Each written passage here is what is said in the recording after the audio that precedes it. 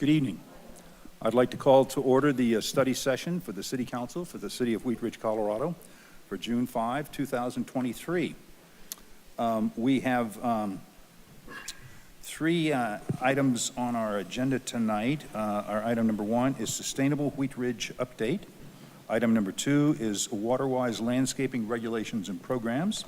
And item number 3 is the Metropolitan Football Stadium District Funding for Youth Activity Program. So those are the topics that we're going to talk about tonight. As we will start our meeting as we usually do with public comment on any of these three items, and I don't have anyone signed up to speak on the sign-in sheet here at City Hall, but if you're here and would like to speak and haven't signed up, you may do so now. If you're joining us online, you may raise your hand in the virtual format and we will bring you into the meeting. And I'm going to take just a moment and then ask my clerk if we have anyone signed up or raising their hand to speak.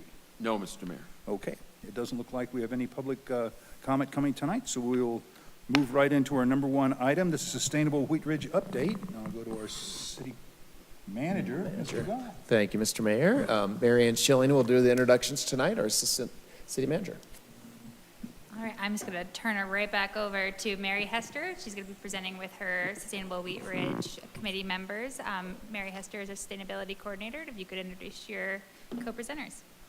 Yes, thank you. I am here tonight with Joy Opp, who's one of the co-chairs of our Sustainable Wheat Ridge Committee, and with Brittany Guimo, who is one of our new members joining in January of this year. So we'll just dive right into it, but thank you for having us tonight. Tonight's presentation is, we're going to change the slide. Even on hot days, it freezes.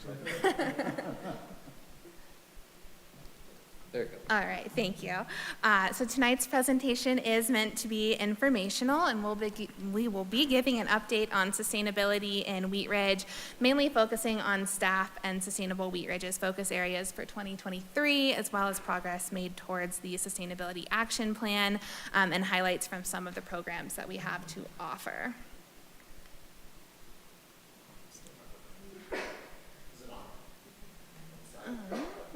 Yep, it is on. Oh, there it went. All right. Oh, I see. So, moving into the agenda, I will start us off by highlighting accomplishments from the past year or so. Then I'll hand it over to Joy for some Sustainable Wheat Ridge updates. After that, Brittany will move into the committee's 6 focus areas for the year, starting with the Inflation Reduction Act. And after that, Joy will take us through the other 5 areas, and then I'll wrap us up with programming highlights, and we'll have time at the end for any questions that you may have.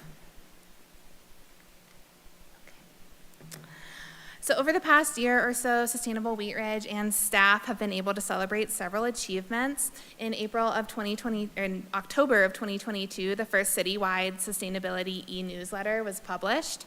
And this newsletter is now sent out bi-monthly to over 450 subscribers, which is one of the largest subscriber groups in the city, and we have new regular signups occurring regularly. In November of 2022, a composting ordinance was passed to explicitly allow residential composting, and composting and gardening have been really popular interests in the Sustainable Neighborhoods program, and those are an ongoing area of focus for education and events, so it was a very relevant area for us to make some progress in. I'm not going to spend too much time on the next 3 as they're covered later on in our presentation, but going back to 2021, the committee started giving away the annual Green Business Award and has continued to recognize businesses for their sustainable practices since then. Wheat Ridge was also recently awarded another grant from Charge Ahead Colorado to install 2 level 2 charging stations at Anderson Park. And lastly, the committee has continued to host regular community-wide events, which we'll cover at the end of this presentation in more detail. And so now I'm going to hand it over to Joy to talk us through some committee updates. Thanks, Mary. This has been an exciting and productive year so far for the Sustainable Wheat Ridge Committee. We brought on 3 new members and have identified 6 focus areas that we are working on. We're grateful that Councilperson Hultin has joined our meetings this year, and we feel it has been instrumental in our ability to make progress on our existing action plans. So thank you, Rachel. Our focus areas this year are analyzing the Inflation Reduction Act to identify areas that the city can take advantage of national funding and grant opportunities, partnering with solar companies to identify ways residents can reduce carbon output, supporting public engagement regarding the city's waste management practices, progression on our green business program to model after existing state programs, and updating our sustainability action plan. So now I'll hand it over to Brittany. Thanks, Joy. One of those focus areas includes the Inflation Reduction Act, or IRA for short, which was signed into law last August by President Biden. It's incredibly dense and hard to fully understand. So to ultra simplify this, it's a bill that directs billions of dollars of federal funds toward boosting clean energy, reducing healthcare costs, and increasing tax revenues. This was the most significant clean energy bill of our time, and as you can probably imagine, it's in its infancy, so a lot of details are still being worked out, and most of the programs aren't even officially funded yet.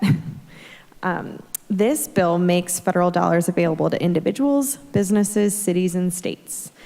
They've broken the bill down into 5 funding categories, which you can see in that third bullet down. And those categories cover many of the committee's focus areas and also touch on city programs. The committee believes there are some real opportunities to take advantage of and receive federal dollars for, which is why we're talking about this today. Outside of the city receiving federal funding for programs, we also see different ways the city can play a role here and provide value to its constituents. The way we see our role defined as Sustainable Wheat Ridge is to make folks aware that these opportunities exist and bring them to the forefront for further consideration. The IRA is made up of 27 programs, and our committee dove into each one of those to assess if synergies exist between what's being offered, what the city is doing currently, and what programs could exist in the future with the help of these dollars.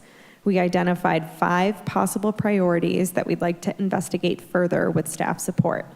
We're also thrilled to report that we've partnered with Parks on one of these opportunities in hopes of planting more trees in the city.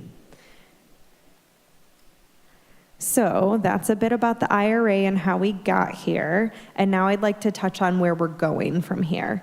Our committee recognizes that this is a giant undertaking, and there's a good chance we're not the only city delving into this massive opportunity. We don't want to duplicate efforts and hope to learn from the Colorado Energy Office, professionals who fully understand the IRA, and other cities on how they're navigating the IRA. We also see opportunities to get the word out to our constituents and help them make sense of it. There are tax incentives available right now that could help our residents, especially those who are low income and who could greatly benefit from reduced energy bills and rebates come tax time. For local businesses, there are dollars available to help train them on newer technologies and electrification and ideas around overcoming permit hurdles, just to name a few possible avenues for our local businesses. We're in the discovery phase of this and wanted to bring it to council's attention as it could really impact our endeavors in a positive way and make it possible to move the needle toward living and working in a cleaner community for all of our people. Now I'll pass it off to Joy to discuss the other 5 focus areas.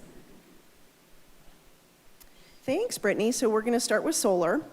Sustainable Wheat Ridge has been researching partnerships and ways to promote a variety of solar options in Wheat Ridge. 2 possible pathways are community solar and solar cooperatives. Community solar allows multiple individuals or entities to receive electricity from a solar garden.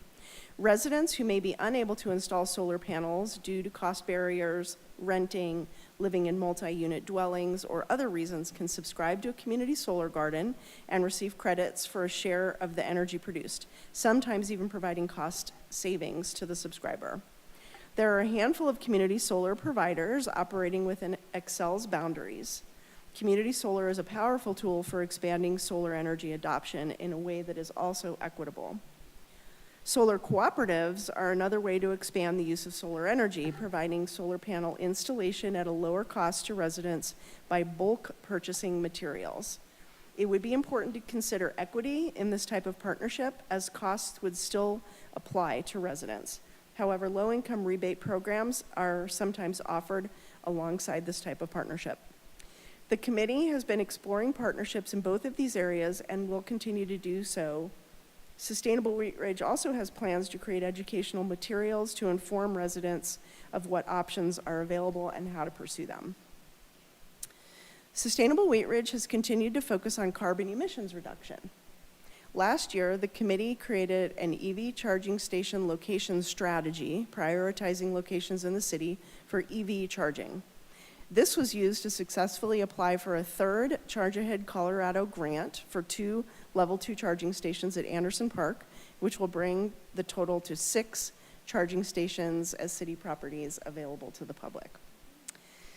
Additionally, council directed staff to research EV parking and bike storage requirements, and the committee will assist in peer research.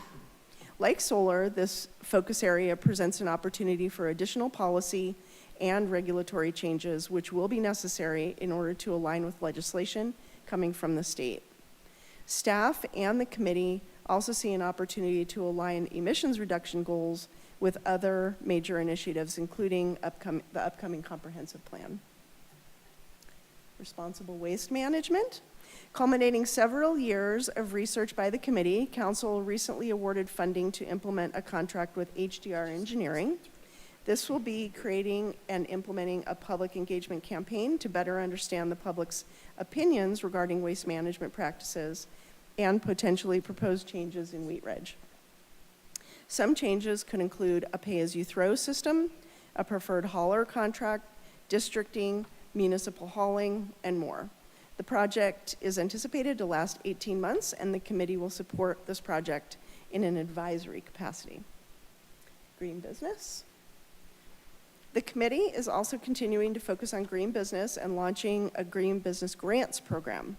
This program currently has $10,000 available and can provide grants up to $1,000 with a 50% match from businesses. The committee is working with the Wheat Ridge Business Association and Chamber of Commerce to promote this opportunity. The committee plans to attend pop-up events and begin direct outreach to businesses soon, and is also working to create communication materials on green business options. Additionally, the committee has met with area representatives to learn how best we can partner with an existing program or create a new program specific to Wheat Ridge. In the fall, the city will be hosting a Wheat Ridge 102 program with the potential for a group of residents to select green business as their project. This group may propose exciting and creative ideas on how to best design and implement a green business program in Wheat Ridge. The action plan update. We are so pleased with the progress we've made on the existing sustainability action plan that was drafted by a volunteer committee several years ago. This slide shows the progress that we have made in implementing the plan, and as you can see, we are over halfway complete on 3 of our topic areas and nearly 100% complete on 3 more. The remaining items still in progress are mostly policy related, and we expect that many of these items will be discussed in the future draft of the action plan. Last year, the committee was awarded a budget of $50,000 to hire a consulting company to draft a revision to the city's sustainability action plan. 5 years ago, when the current plan was released, it was not officially adopted into city policy, and council has expressed desire to have an action plan that can be adopted into policy and integrated into the upcoming comprehensive plan. The time for adopting a revised sustainability action plan includes drafting the RFP this spring and selecting a consultant before Q3 this year. The committee is looking forward to being part of this process and drafting and reviewing the RFPs and assisting as staff selects and implements a new action plan. I'll hand it over to Mary now for programming updates. All right, thank you, Joy. So Wheat Ridge has continued to partner with Scraps Mile High to provide drop-off compost locations at the Rec Center and City Hall, and provides residents with 2 free months of that service. There are currently 76 active drop-off members with about 130 total participants having come through since the start of the program. Recently, Wheat Ridge participated in the National Mayor's Challenge for Water Conservation, which was encouraging residents to complete a pledge and activities to conserve water. And that program is something that can be built upon in future years and provides a portal for residents to complete and share their conservation activities and projects. And it also provides a roadmap for local governments to host events and complete projects that could serve as an example to the greater community. Wheat Ridge also participated in the Mayor's Monarch Pledge program, which is offered through the National Wildlife Federation for the first time last year in 2022. The city issued a proclamation and created educational materials focusing on the importance of pollinators, how to create and protect habitat, and a resource list for pollinator-friendly products. Wheat Ridge is participating in this pledge again this year and is focusing on expanding pollinator-friendly habitats throughout the city. And finally, I'd like to highlight that Wheat Ridge is still partnered with Fresh Food Connect and the Family Tree to promote urban agriculture. And this program allows residents to donate their extra produce from their gardens directly to the Family Tree, which is then passed on to those individuals and families who are experiencing food insecurity. One of our most popular programs that we have to offer is Garden in a Box, which is offered through Resource Central. And this is Wheat Ridge's third year participating in this program. And to date, we've provided 235 $25 discounts, and it's estimated through this program in Wheat Ridge that about 19,000 square feet of lawn has been converted to water-wise landscaping, and that is estimated to save about 1.5 million gallons of water over the total lifetime of the gardens. And this program has seen really high demand each year, and so staff is interested in expanding the number and types of programs offered through Resource Central. They also offer a lawn replacement program, slow the flow sprinkler audits, and water-wise yard educational seminars. And so additionally, as we'll go over in the next presentation, there's a funding opportunity through the state of Colorado to create a turf replacement program. And this type of programming just seems to be really effective and in high demand, and it's a way that we can make a large impact in the water conservation space.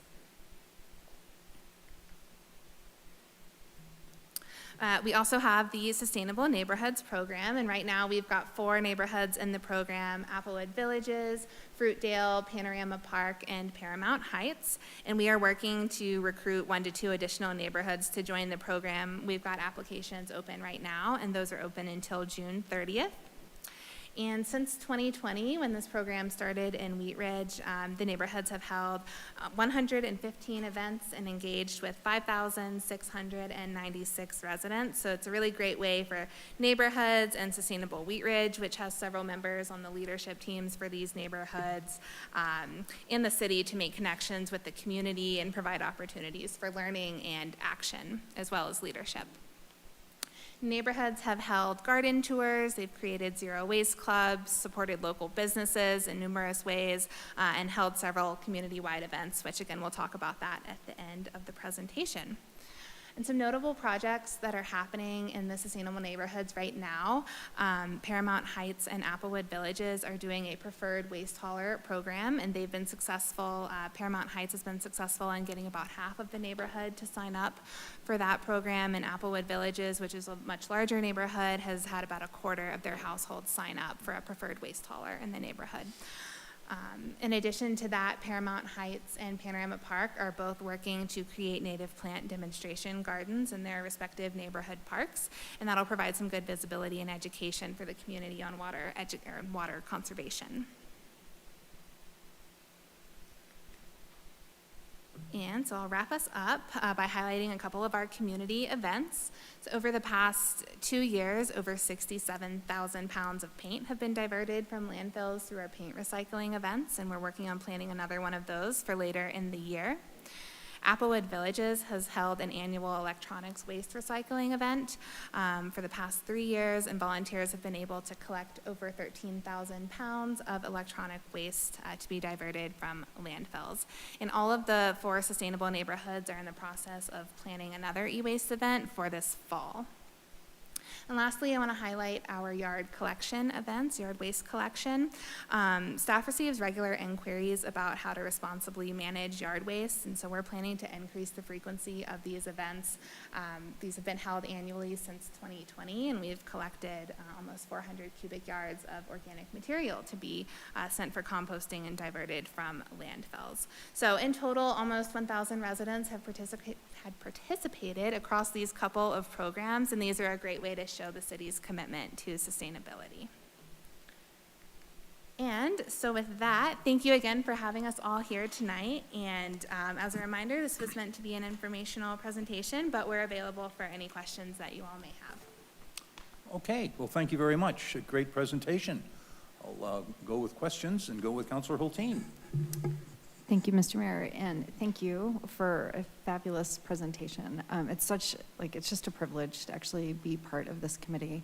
I cannot overstate the passion and skill and brain trust that these committee members contribute to our community. They stay really focused on really important issues that affect all of us.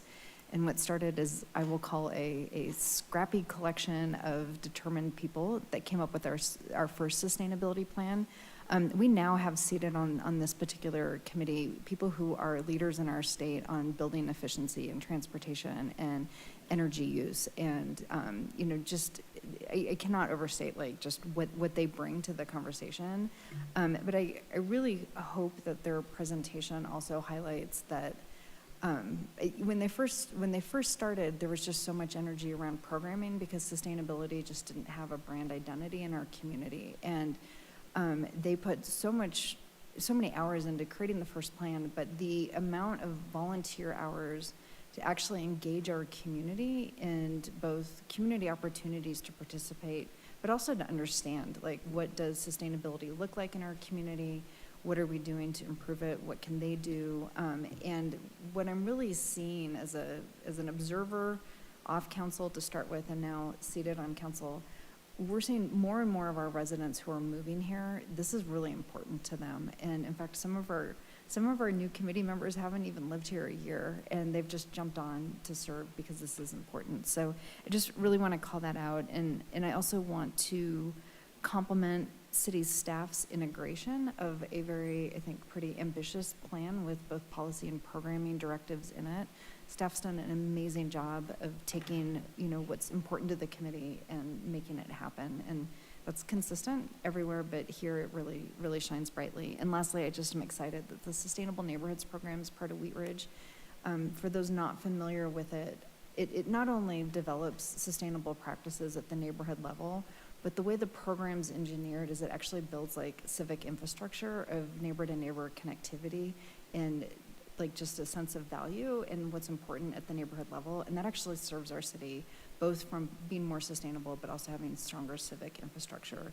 So Mary, I just want to thank you for stepping in and really serving us well that way. And Joy for a lot of years of chairing and co-chairing. And I have a couple things later, but I just really wanted to open with a just strong affirmation of just the skill and passion and time you guys give to our community, because it just every year gets more important to be good at it. So thank you.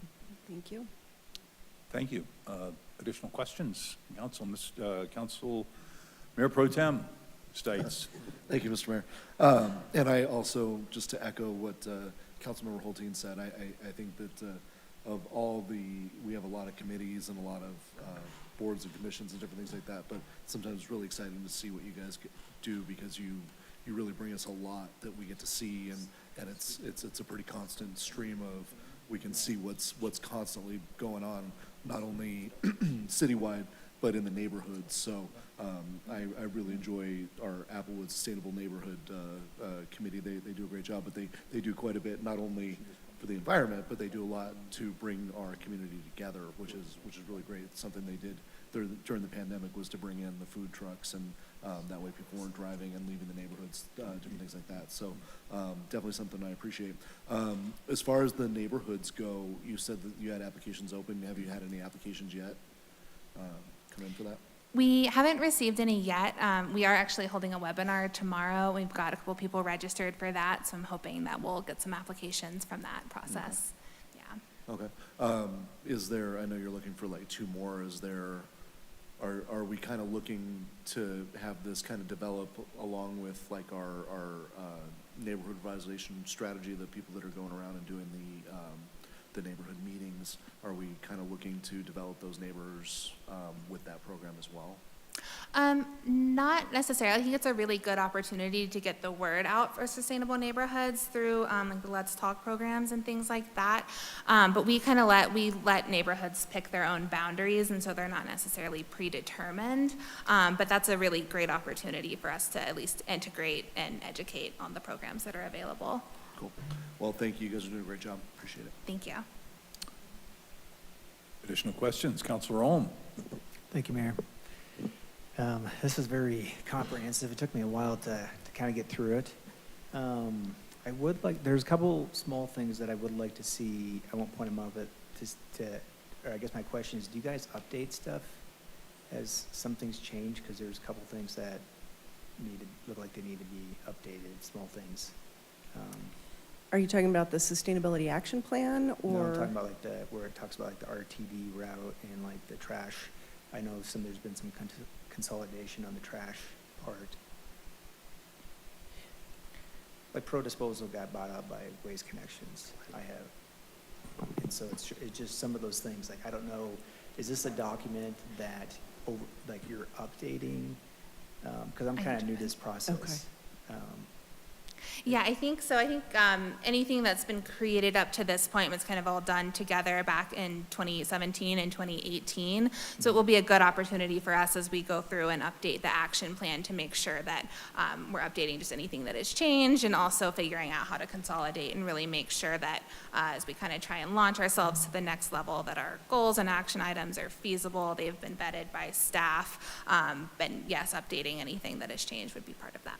And then my other just comment is, there are some things on there about the credits and stuff for Excel. It's like, I'm on the computer, it's like, what is this? What is this? So it's really educational. And I would love to see just more ways that, as much as we can, keep educating the public. There's a lot of information in here, and I know it's tough to try to get everybody on board and educate them, but thank you so much for your effort. It's very comprehensive. Yeah, solar gardens are a new, they're new. And so educating people on how to be part of it and take advantage of those opportunities is something that we're absolutely going to be focused on going forward. Thank you. Counselor Hulteen? Thanks. So Mary should maybe mention that she has an awesome newsletter that she puts out that does have a lot of good information in it. So if anyone's not already receiving that, please reach out to Mary. A couple things that come up for me, and I get to join you a couple hours every month on a Thursday, but I think, Joy, when you were talking in your presentation and going over sort of the performance on the plan, which, hello, that's an extraordinary performance on a very extensive plan. So good work.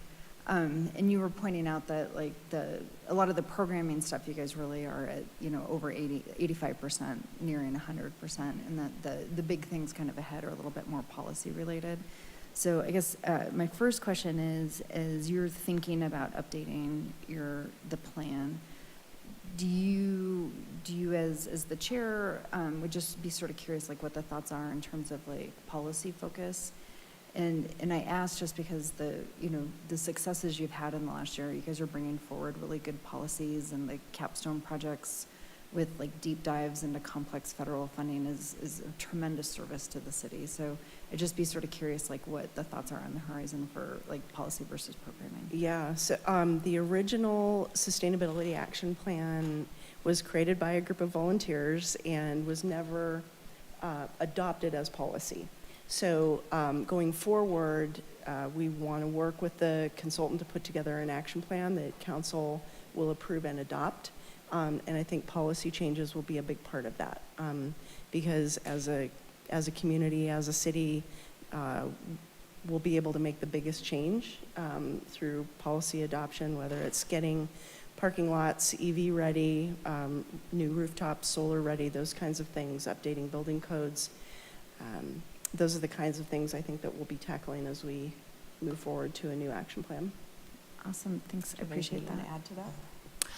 Not really, but I'll just say I think it's a good opportunity as we're looking through the action plan update. It would be great if we could ask at a later date to have a council member kind of present throughout that process, attending focus groups and things like that. Because like we've been saying, I think kind of the energy efficiency and renewable energy transportation spaces are where we've got a lot of opportunity to make progress policy-wise, but I think it's probably in our best interest to wait until we kind of go through that plan update and narrow down, make sure everything is feasible and vetted by staff, and that we can really have a pathway to move forward in those areas. But we'll certainly want council's feedback throughout that process, so. Awesome, thank you. I have two other quick things.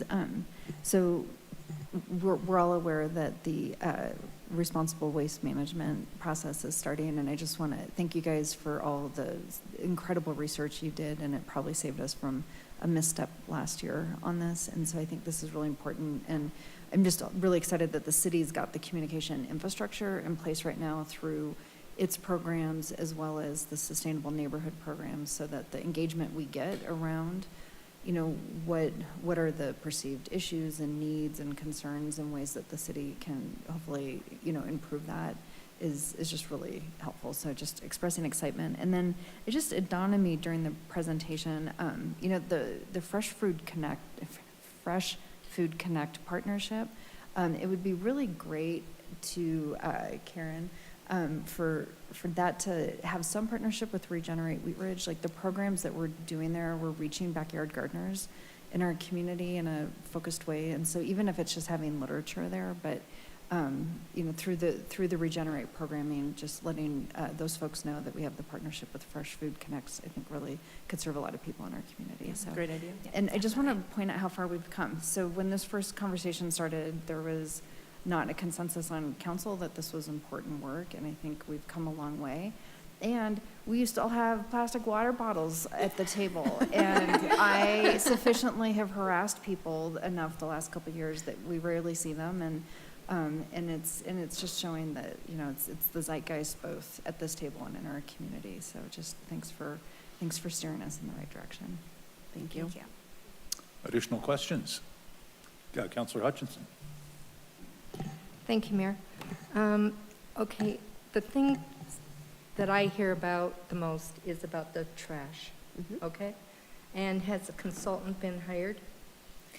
Yes, back in April, council awarded a budget appropriation, so we'll be bringing on HDR Engineering to lead us through that process.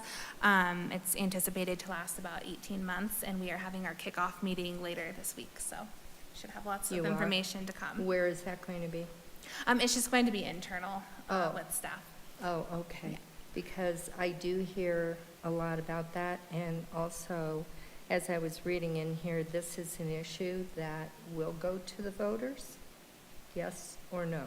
So that is what the engineer will determine through public outreach as to whether or not we will ask for policy changes or whether we will just move forward with educational opportunities. So in the neighborhood program, we have a preferred hauler program where it allows people to, you know, be part of a reduced rate for that waste hauler, but it is in no way mandatory. That is an example of something that could be presented as information to the community. So that's as far as we're taking it with the consultant. Yeah, and to add on to that, the purpose of this outreach engagement process with HDR is really just to gather feedback from the public, so we're not making any decisions right now. We'll provide information to council regularly throughout the process, but also at the end with everything we've learned, and then we'd be looking for further direction at that point. Okay, because it did go to the voters before, and they Did many did not years. want that, okay? And I see the list of haulers that are here. Who chose those? I believe that is anyone that wishes to operate in the city, Because- just needs to be licensed. No, there's others that are not on this list, you know? That action plan's from 2017, 18, so it could be out of date. It is Yep. outdated, yeah. So that is a concern, so, and it would be interesting to know how many people you reach about that, because you know, 10% out of 32,000 isn't a whole lot. And my concern is, I know how Arvada did this, city council decided, you do this, you know, and it's fine, but if you don't want to take this hauler, then you pay the city some extra money. That didn't go over too good Did with not. some people. Nope. Okay, and so I don't want it to be like we're controlling something that people are paying for, and also it becomes a monopoly, just like Excel. Yep. And it is just like that. Yep. So, you know, I know Edgewater has a trash company, one trash company, Arvada. Lakewood doesn't. No, I believe they're still open. Right, yeah, that's right. So that's my concern that I've heard from people is, you know, first of all, the cost of what the consultant was, and then also, we should have a voice on this, okay? And that's my main concern about that. Yeah, and just to reiterate on that, that's what this process is to hear from the constituents on what they would like the city to do with waste management. No decisions will be made until it comes back to you as council. Right, okay, thank you. Thank you. I had a question. As a business operator in Wheat Ridge, I was sort of intrigued about the green business and the potential grants for green businesses. Do you have any examples or ideas about how that might operate? Yeah, so we have not issued any grants yet, but we can do up to $1,000, and we require 50% matching from the participating business. It could really be used for a wide variety of things. If you wanted to, say, upgrade your lighting to more efficient lighting, if you were a restaurant and you wanted to offer say, a discount if people were able to bring their own containers versus having to use less sustainable containers to go. You could subsidize part of that cost, but it's really, we don't have too many parameters on what it can be used for as long as it's used to further the greener, sustainable practices of the business. Okay. Yeah. And an idea when that will roll out? Yep, so the committee has been working on some educational handouts, and we've been working with the Chamber of Commerce and Business Association to kind of narrow down businesses that may fit in that parameter. The committee's going to start doing direct outreach to those, but we've got information up on the website. We'll try and have a bigger presence in our newsletter and social media, but we are ready to roll that out. Oh, great. Sounds great. Any further questions from council? Well, thank you for a great report. You know, I want to tell you what a great program this has been, and you know, 17 minus 23 is, you know, the last 6 years, is that right? You know, it seems like it's been around, you know, forever, but then it seems like a really vital program. You guys have done great work in getting the initial report out. I think you're right that the time is mature to have a relook at the plan and the program going forward. So I'm glad that you're pursuing that, and a lot of great issues going on, and I think really great support among the community. So I want to thank you very much. Thank you for having us. All right, thank you.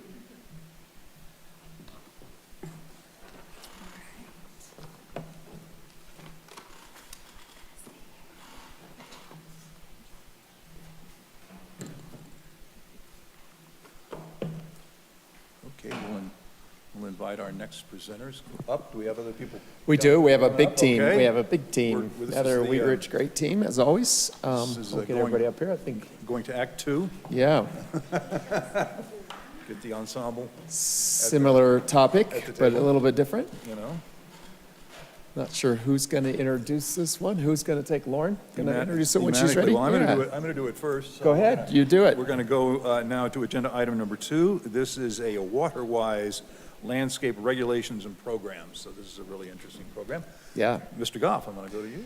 Thanks, Mr. Mayor. This item was brought forward by a few of you to bring forward to a future study session. So staff has put a lot of effort and time in this, and as I mentioned, there's a big group here. So it's kind of, as Marianne came into the building this evening, she said this is kind of ironic. We're talking about this after one of the wettest springs we've had in Colorado, I think, which is great. But I think there's some great recommendations in here and insights. So Lauren, are you going to introduce, you want to make sure we introduce everybody that's on this team? Probably have some discussion on detention. Yeah. Detention and retention.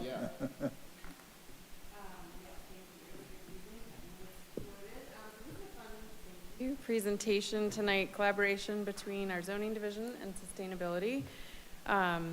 I think originally when this got put on the agenda, it was phrased as irrigation conservation, and we've sort of broadened that umbrella a little bit, no pun intended, to water-wise, which basically means we're focusing on wise water use in sort of more context. So yeah, despite the downpour we had tonight, you read in some of the background information that the Colorado River Basin has been experiencing historic and prolonged drought for a few decades, and that impacts state, regional, and local water supplies.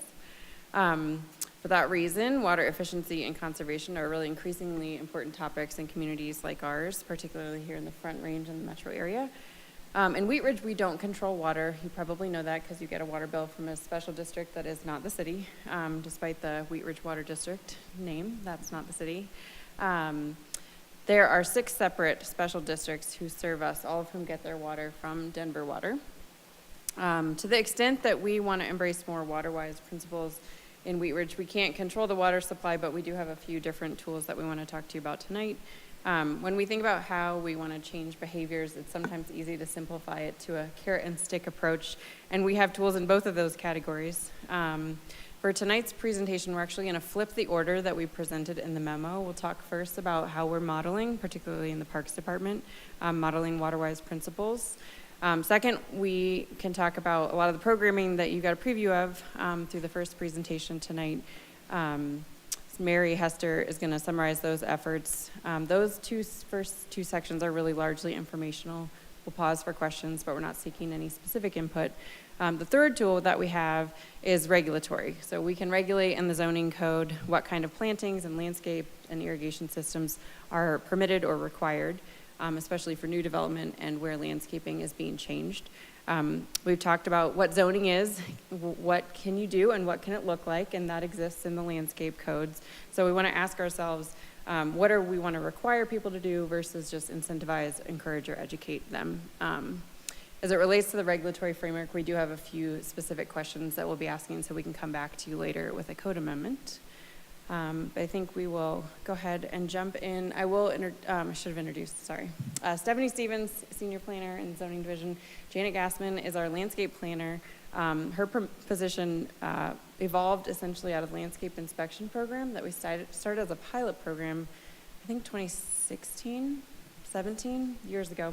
We put it on pause during COVID, and then council approved a full-time position, and Janet's got a lot of stories from that program that inform some of our regulatory recommendations tonight. So I'll turn it over to Mary. Well, thank you, Lauren. So I'll talk about modeling strategies, and Wheat Ridge is already taking several steps to model water-wise landscaping, and Parks is actively testing new products and practices on city properties to minimize the use of traditional turf. And so when possible, Parks has been transitioning from traditional turf to low or no water ground cover, including water-wise plants, mulches, cobble, and stones. And right now, this is mostly occurring in rights-of-way and medians and some areas of tree lawns. Park staff are cautious about removing turf from areas that could be used for recreation, but are looking into future options for those types of areas. And so one example of what Parks has been doing is testing a new product called Dog Tuff, which is a low-growth, low-water turf alternative that is dog-tolerant. And they've tested a patch of this, which has been planted in city greenhouses. And Parks has also installed a patch of Tahoma 31 at City Hall, which is another type of low-water and low-maintenance grass. And so like I mentioned in the last presentation, 2 of our sustainable neighborhoods, Panorama Park and Paramount Heights, have been working to create native plant xeric demonstration gardens in their neighborhood parks at high visibility locations. And so those gardens, which will be supported by Parks and city staff, will be planted and maintained by volunteers in the neighborhoods, and we plan to install some educational signage as well. And so that just goes to show, again, that there is an appetite for water conservation in the community. The Parks Department is also working on a similar educational garden at Randall Park. And many other communities have demonstration gardens like this, and these gardens, combined with all the other work that Parks is doing in this space, are all really great ways for the city to lead by example while educating its residents. And so lastly, for this slide, Parks is also working to educate staff and offers efficient watering trainings to Parks maintenance workers on an annual basis. And they're also working on a reference plant for use by staff to support the use of plants that tend to do well in this area and therefore are usually low water using plants. All right, and so now I will move us into programmatic strategies. This section is meant to be informational as well. And I want to note that when we're thinking of residential versus non-residential water conservation strategies, programming may be a more effective way to address residential water conservation, whereas some of the regulatory approaches that Stephanie and Janet will get more into are often geared towards either higher density residential and or non-residential properties. And so water is one of the 6 focus areas in our sustainability action plan. So as you may recall from our last presentation, only 7% of those goals and action items were policy related. So this is really an area where many of the goals and items, like goal 2 in our plan, which is to increase the adoption of water efficiency and conservation measures, are things that can be furthered pretty easily and quickly by programmatic approaches. And so in looking at what our peer communities have been doing, it really became apparent that water conservation programs are pretty heavily relied upon and are really needed in order to make progress in this area. And so many of our peer communities offer multiple programs through Resource Central. Currently, again, we're only participating in Garden in a Box right now, but we are interested in expanding these programmatic offerings to include turf replacement, Slow the Flow, which is sprinkler audits, and then there are also Waterwise Yard educational seminars available. And again, those programs really seem to be in high demand and don't require a lot of staff time, but they can still have a large and quantifiable impact for us. Another trend that stood out was that most communities that we reached out to offer some sort of indoor and or outdoor rebates for water efficient fixtures. The types of rebates that were most frequently offered were for efficient toilets and urinals, smart irrigation controllers, rotary nozzles, and rain barrels. It is important to note here that many of these rebates are offered either through water providers or through municipalities that are their own water providers, which we are not. So it may not make sense for Wheat Ridge to directly offer rebates, but we could look at partnering up with some of our water districts who we do know are offering rebates and promoting those. And several communities have also participated in the Growing Water Smart program, which is offered through the Sonoran Institute, and it comes highly recommended from those communities. So these workshops are free, and they're typically offered a couple times throughout the year in different regions throughout the Southwest United States. And they focus on bringing together leaders to learn and collaborate and focus on strategic water planning. So as part of that program, communities each develop an action plan during the workshop, and then afterwards you're eligible to apply for technical assistance to assist with implementation of that plan. So another thing to note here is that the comprehensive plan right now doesn't currently speak to water planning, but it could as part of the future update. And many other communities have done water planning, so this program could be a good opportunity and a good introduction to water planning for us if that's where these plan updates lead us to. And so lastly, I also want to highlight the EPA WaterSense Partnership Program, and that's a voluntary partnership which a couple of our peer communities also participate in. Communities help to promote water efficient fixtures and WaterSense labeled products as part of this partnership, and then participate in national outreach campaigns like Fix a Leak Week. So it wouldn't take up much staff time, but would still help to get the word out about water conservation and what products people could use. All right. And so now I would like to share an upcoming grant funding opportunity. So the state of Colorado has launched a turf replacement program, and this program was mandated by a House bill last year, which does suggest that policy may continue to play a bigger role moving forward to create programs and opportunities such as this. This program provides funding to support existing or the creation of new community turf replacement programs, and local governments are eligible to apply. So the next cycle is upcoming. It opens up in July. It does require a dollar-for-dollar matching funds from communities, so staff may return at a later date with that request, but we do need to continue looking into this opportunity, as this could result in an administrative burden, whereas Resource Central offers another avenue for turf replacement that may make more sense for Wheat Ridge and alleviate some of that concern.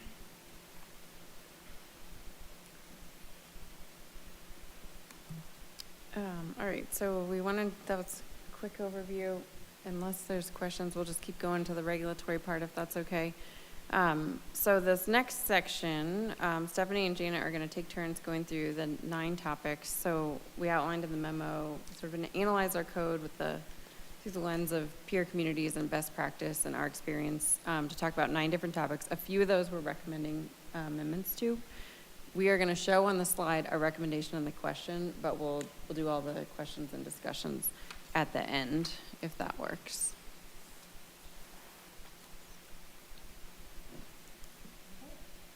So in our evaluation of the current regulatory. Sure your mic's on. Is your mic on? Is the green light? Push a, there you go. Thank you. So in our evaluation of the Wheat Ridge regulatory strategies related to water-wise landscaping, we identified these 9 topic areas as areas for more study, and they're listed in your packet starting on page 4. Actually, the topics start on page 5.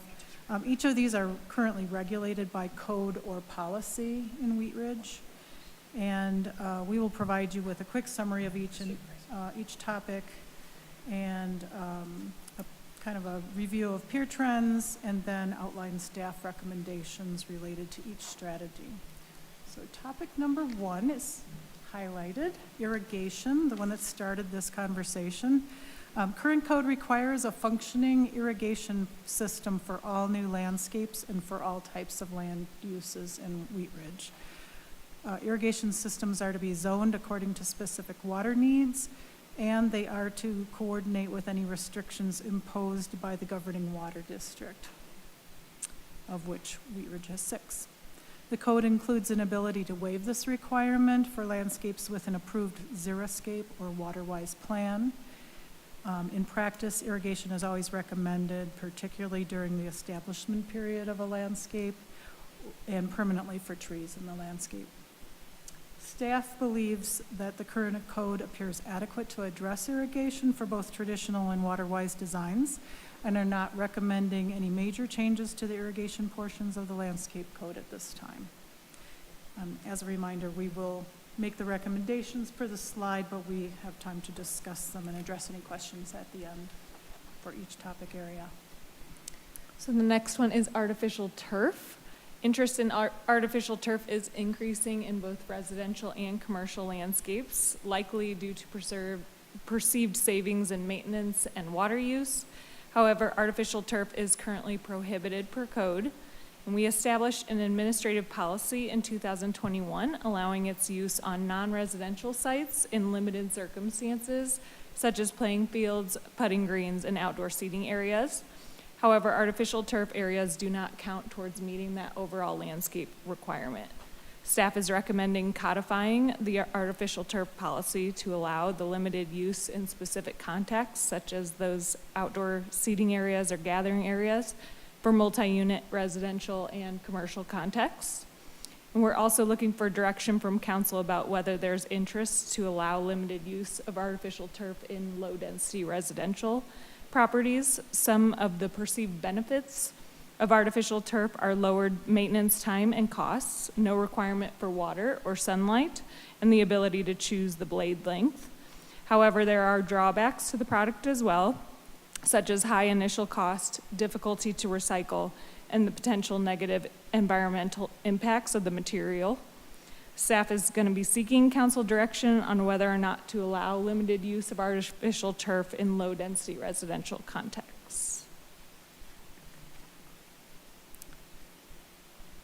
The next regulatory topic is for irrigated and non-functional turf. Current Wheat Ridge Code limits the permittable area of irrigated turf in both residential and non-residential contexts. And when I say turf, I'm referring to cool season bluegrass, that's one way to define it, or what we know as the traditional lawn or the grass lawn. Currently, for new single-unit detached and duplex dwelling units, turf is limited to no more than 50% of the total landscape. And for non-residential developments, turf is limited to no more than 35% of the total landscape. Turf ordinances in some communities are beginning to focus on two things, either a greater limitation or prohibition of irrigated traditional turf in new single-unit and multi-unit and commercial developments. For example, Aurora and Castle Rock have chosen to take a strong hand and prohibit traditional lawns in front yards and limit traditional lawns in the backyard to 500 square feet. That's a big change in new residential developments. Colorado Springs is taking a slightly different route and is considering limiting irrigated lawn to 25% of the total landscape area. And Castle Rock estimates that these types of limits on outdoor irrigated lawns could reduce water use by as much as 50% in their community when it's completely built out. It should be emphasized here that outdoor watering comprises, on average, 50% of total water use from the water districts. And I was really quite shocked at that total. So any impact we can have on outdoor watering can be significant. Based on these current best practices in peer communities, staff recommends modifying the code to further limit the maximum amount of irrigated turf.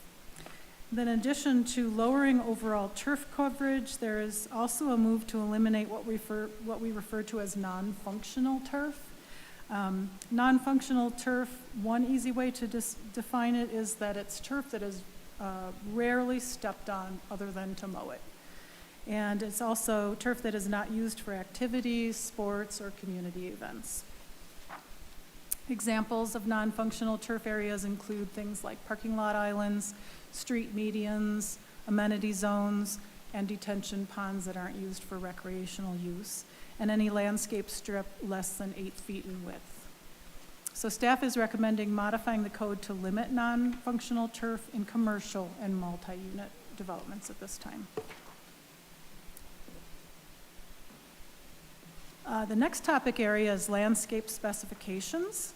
The current Wheat Ridge Code specifies minimum installation sizes for new plants in terms of what we call caliper, or the diameter of the tree trunk, by height, or by container size. This is at installation. The code also specifies the size or types of allowable mulches and ground covers. So we're kind of getting into details here. But for example, shade trees per our code are required to be a minimum of 2-inch in diameter, caliper, when planted on multi-unit residential or commercial sites, or 2.5 inches in diameter or caliper when planted in the tree lawn or amenity zone.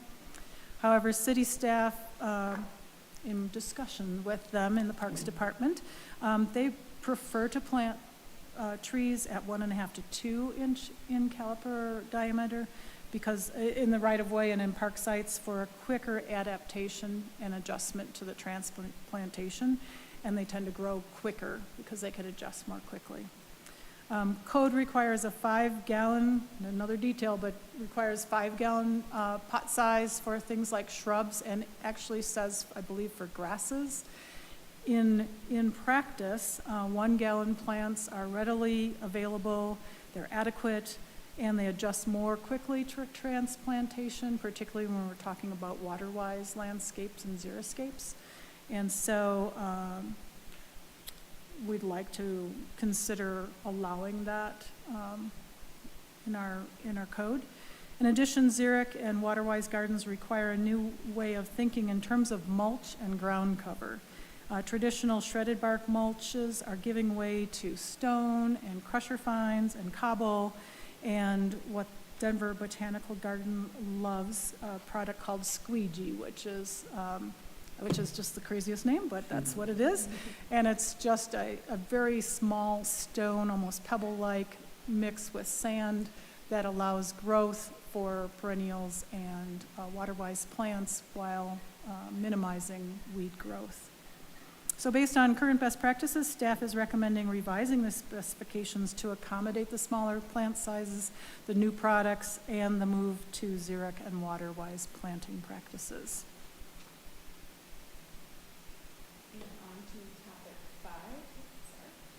On to topic 5, which is low-density residential requirements. So for single-unit and duplex residential properties, they've remained largely unregulated in Wheat Ridge.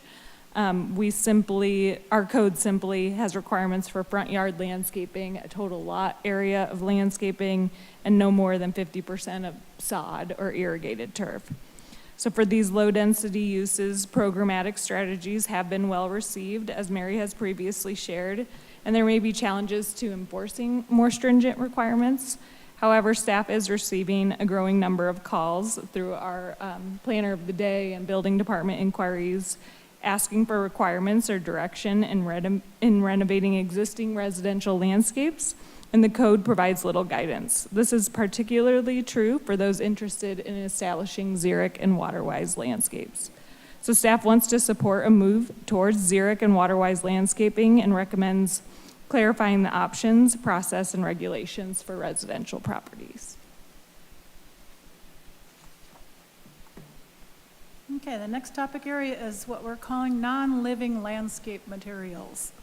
I know we've been talking about landscapes, and generally that brings to mind shade trees and shrubs and flowering, all kinds of beautiful flowering things. But our landscapes are also comprised of non-living materials, which include things like mulches, pavers, and what we call hardscape materials. And we have limits on the area of coverage for these in our code currently. In 2001, the 2001 revision, the allowable area dedicated to non-living landscape materials was increased from 20% to 35% of the total landscape. But with the move towards xeric or water-wise gardens, a greater area of the landscape might be covered by non-living material, and that might be okay with a good design. This is an intentional design element intended to save resources and should be encouraged if it's balanced with live plantings.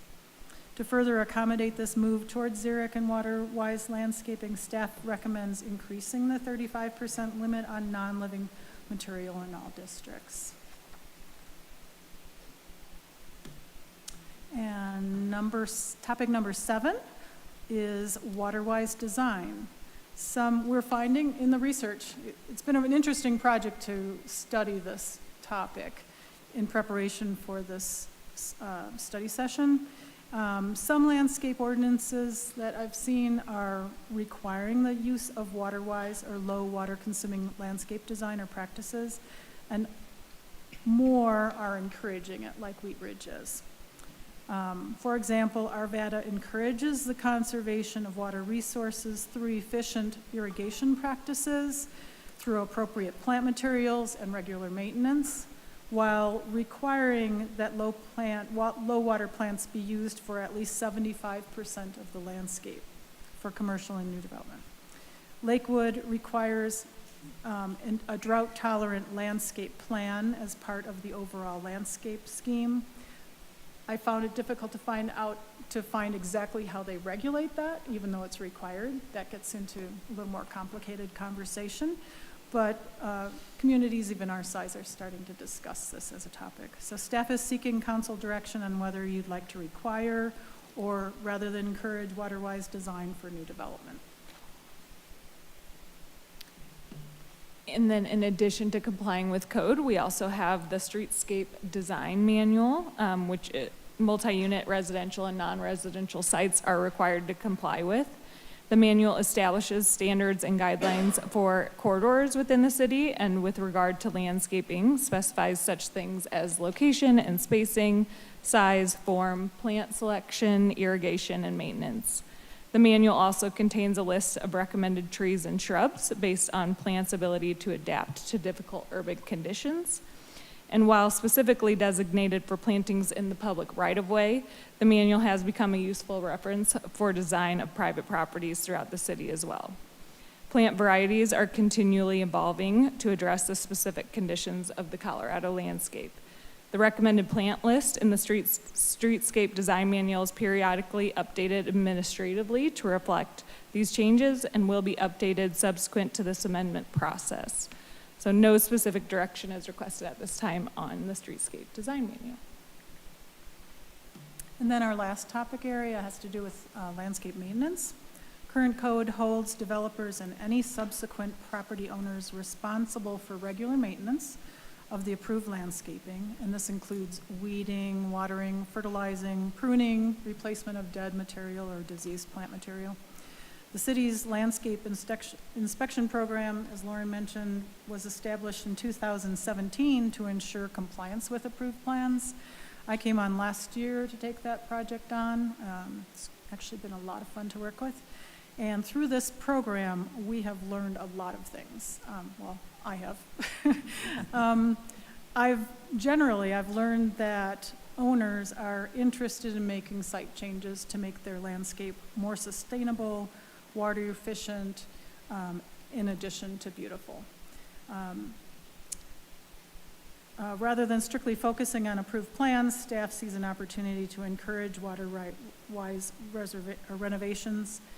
And yes, we've seen that they welcome recommendations that improve water efficiency. Just to tell you a story of something that happened this week, I met with a landscape contractor that's going to do replacements at Vectra Bank on 38th Avenue, as well as actually West 38th. The apartment complex is also doing their replacements this week. But when I met with the contractor, he told me that when my letter was first received by the bank, they're like, I can't believe they're asking us to do anything with our landscaping. We had to replace shrubs, and they're telling us we have to rip out concrete and put our shrubs back in and all this. And he knew that wasn't exactly the case. But after meeting with him and discussing the possibilities of what could be done, because really we want them to have a successful landscape, not just do what's on the plan. He went back with our recommendations to Vectra Bank, and they're going to do everything that he recommended and beyond. So they're actually going to end up with a nicer landscape than what they started with, and it will be more water efficient. And they will solve some of their irrigation issues in the process. So I've had that kind of story happen over and over as I go out and meet with both the owners or their contractors. And so it's been an exciting thing. It's something that Wheat Ridge is doing, and I don't know that any other community is doing, so it's been a neat process to witness.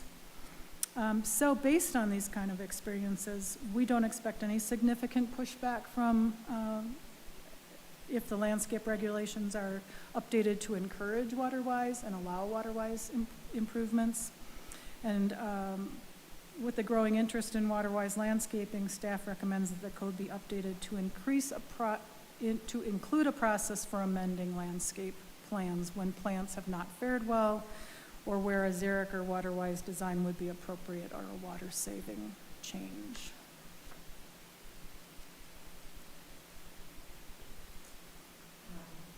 Thank you for those summaries. So we know you may have some questions for us on modeling, programming, or regulatory strategies. Just thinking about next steps. So our goal here is to work on a zoning code amendment that would come back to you based on your direction tonight. And so to that end, we have 3 specific questions. Seeking consensus on our 6 recommendations. The shorthand version is on the slide. So codifying our artificial turf policy, further limiting irrigated and non-functional turf, updating plant specifications, clarifying the process to replace your front yard if you want to remove all your turf, increasing the allowance for non-living material, and then clarifying the process, as Janet just mentioned, for amending your approved landscape plan. And then the 2, not trickier questions, but the ones where we were less comfortable making clear recommendations of whether or not you want us to research expanded use of artificial turf in a lower density residential context. And then if you feel like we want to push the limit a little and require water-wise versus encourage, particularly in new developments, new commercial and multi-unit developments. So that's a lot. I'll stop there, and we are all here for your questions and consensus, hopefully. Okay, thank you very much. Great report. We'll open it up to questions. Who wants to start? Councilor Ohm. Are you sure you guys don't want to go?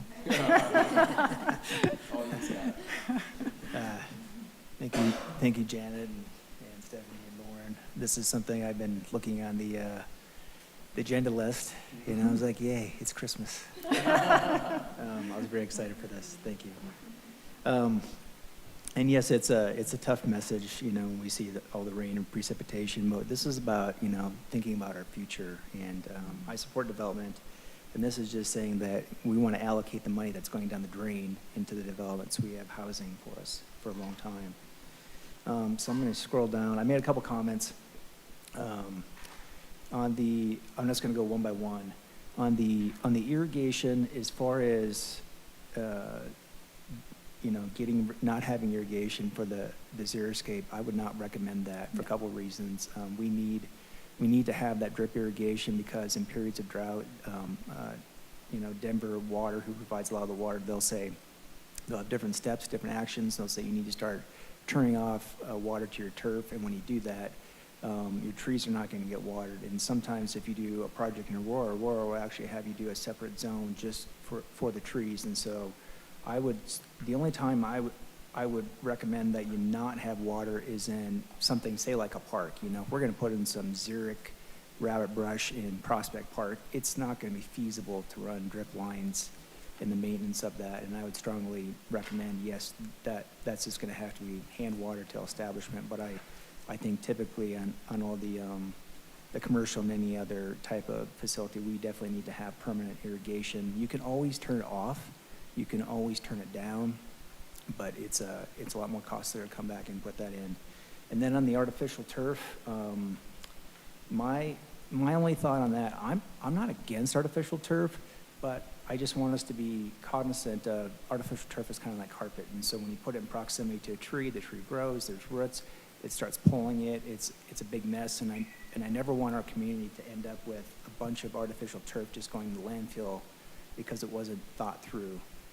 There's definitely some advantages when that artificial turf is like on a north side of a house where it's really tough to grow grass and you have dogs. And it's just, that's a good situation of like definitely have artificial turf. So I think, and I don't know how we as a city, we prescribe that, but that's my thoughts of just, it needs to be thought through, and I just don't want us to have dumpsters of artificial turf because it's not working. As far as the irrigated non-functional turf, I 100% agree with what we're saying on that. You've really done your homework looking at the different communities. I'm going to move on to the next one, the landscape specifications. So typically if you do a project, I don't know why, but if you do a project in Denver and it's reviewed by Denver Water will require 4 cubic yards of compost per 1,000 square feet in order to get your CO. They will ask you for the tickets for that. Even though we're getting water technically from Denver Water, they don't require that, but 4 cubic yards seems to be an industry standard. That's something I definitely would like to see. And I think, the other thing you talked about was the 1 gallon, which is something I have not seen. It's very interesting. There is some truth in that of having 1 gallon shrub size versus a 5 gallon. 5 gallons usually an industry standard. I've gotten a 4-inch grass and I had a 1 gallon grass, and the 4 gallon ornamental grass far out competed the 1 gallon, which was kind of interesting. Parking on the 1 gallon, I almost would see that as I don't know that industry standards just to, go ahead and use the 5 gallon. And I would almost say like, hey, what if we look at that 1 gallon, and I think it's a good idea, but what if we also piggybacked it on affordable housing? So when you do affordable housing, there's usually a partner, CHAFA, and that CHAFA entity wants you to use enterprise green criteria. And on the enterprise green criteria, it's using native shrubs, adapted shrubs, and then we could look at, to the best of my knowledge, and I've done this for a while, there is no 5 gallon size. It's always city that dictates the size. And so what if on the affordable housing, we throw in another little carrot and we say, hey, guess what? You want to do the affordable housing? We'll let you guys use the 1 gallon. And typically, CHAFA is going to have strict regulations on the amount of turf that you can have. So it's like, and I 100% agree. This isn't about a no turf. If it's an active space, multifamily, you need to have some grass And we also need to look at percent slopes too. That's something that wasn't in this, is that please look at, allowing the turf in areas where it's pretty flat. And so that way, like, we're really getting the best bang out of that water, and especially like in multifamilies where you have families, you want to be able to utilize that area, like, have some turf grass, but they're going to use it. And that's something that Castle Rock has, is that they have like a 2,000 square foot. That might have changed where they would allow you to use 2,000 square feet, but it had to be active. It couldn't just be grass, it had to be active. So they were things that have been changing, but that's what I would advocate for. And I think that 1 gallon is a good idea, but I feel like that could be a little carrot that we could use, and at your discretion. I'm just saying affordable housing is one thing. As far as the non-living landscape material, typically what I see, and I don't 100% agree with it anymore, is a 75% live coverage and a 25% rock only. And I'm assuming what you're talking about here is a rock only, so there's no plants on top of that 20 to 35%. Is that the case?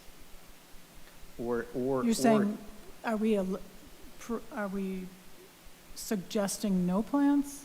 So, yes, so what I typically see is usually you can put rock everywhere, Right. but 75% of that Needs to be covered. needs to be covered with some type of plant. That's typically been the case. There are some municipalities that are like, no, like, all your landscape, only 25% of it can be rock. The rest of it has to be all this wood mulch, which I disagree with, because we start looking at like the Marshall Fire, and now you've created this area where you have something that'll burn. And then if you have something in the streetscape, for instance, like Denver has, they go kind of back and forth, where they allow you to use this 3/8-inch rock chip, and they want you to use the organic mulch. But I always have concerns like, okay, what happens when you get that 4 or 5 inches in one day? Does all the wood mulch start floating, and then it starts going into our sewers and plugging it up? And so I'm thinking about that as far as the mulch. And so I'm assuming that you're talking about bumping that open space. It can all be rock, but only 35% of it is a rock only, no plant. Yes. Is that correct? Okay.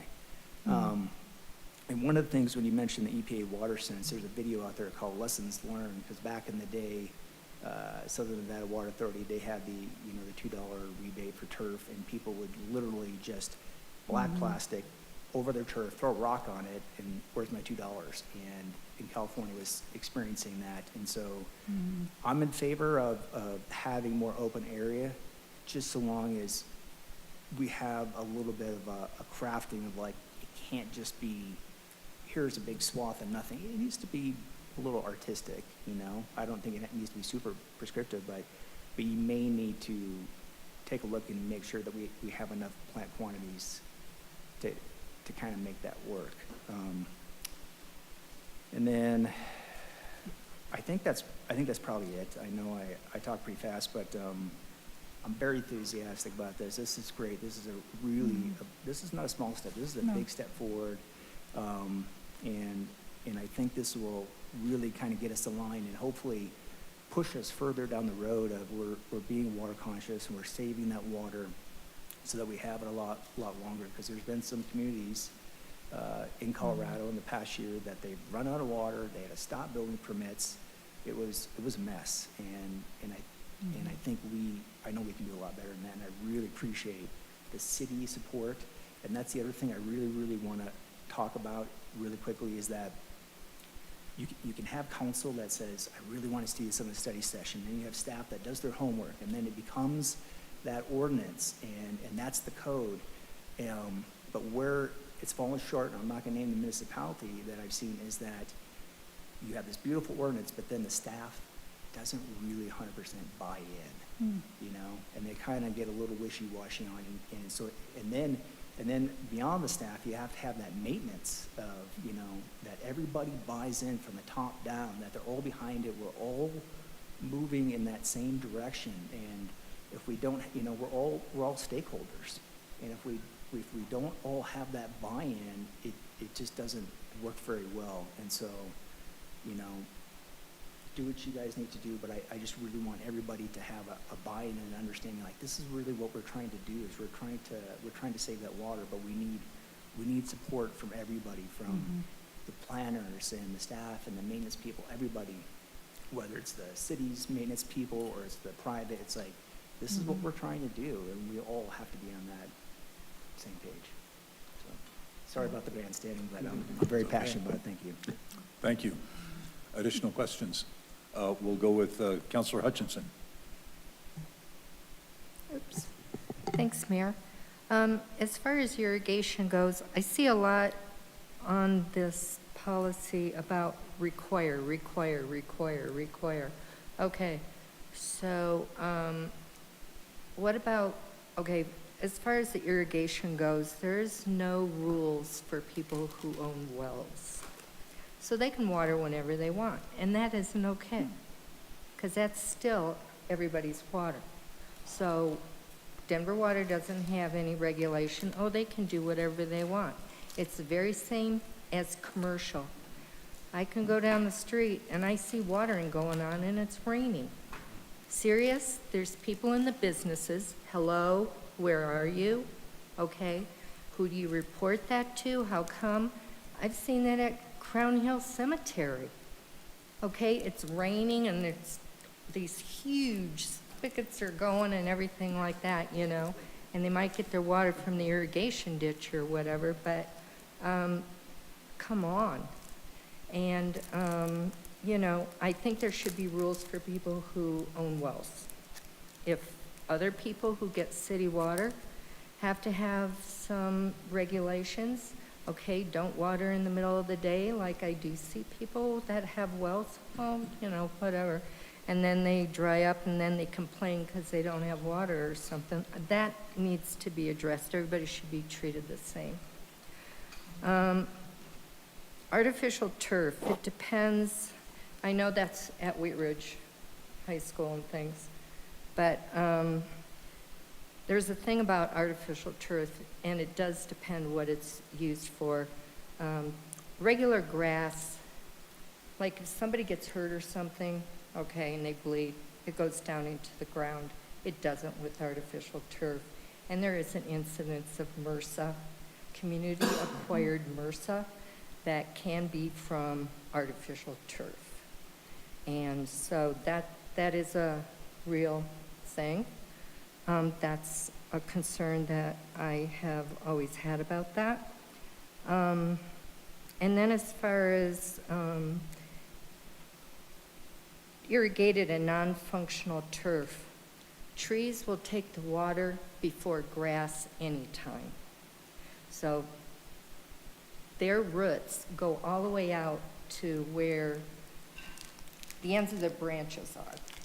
So they're getting the water first, okay? And those roots aren't that deep, okay? We know that when the trees fall over, you know, about that far. So getting rid of turf and having all this rock and things around is an issue for trees, preservation of trees, and also it's adding more heat to the environment. And grass does have a function, a good function. It helps with CO2, okay? It is a functional thing. And so where, you know, you want to cut back on how much grass is on people's property, what if people have lived there for a long time?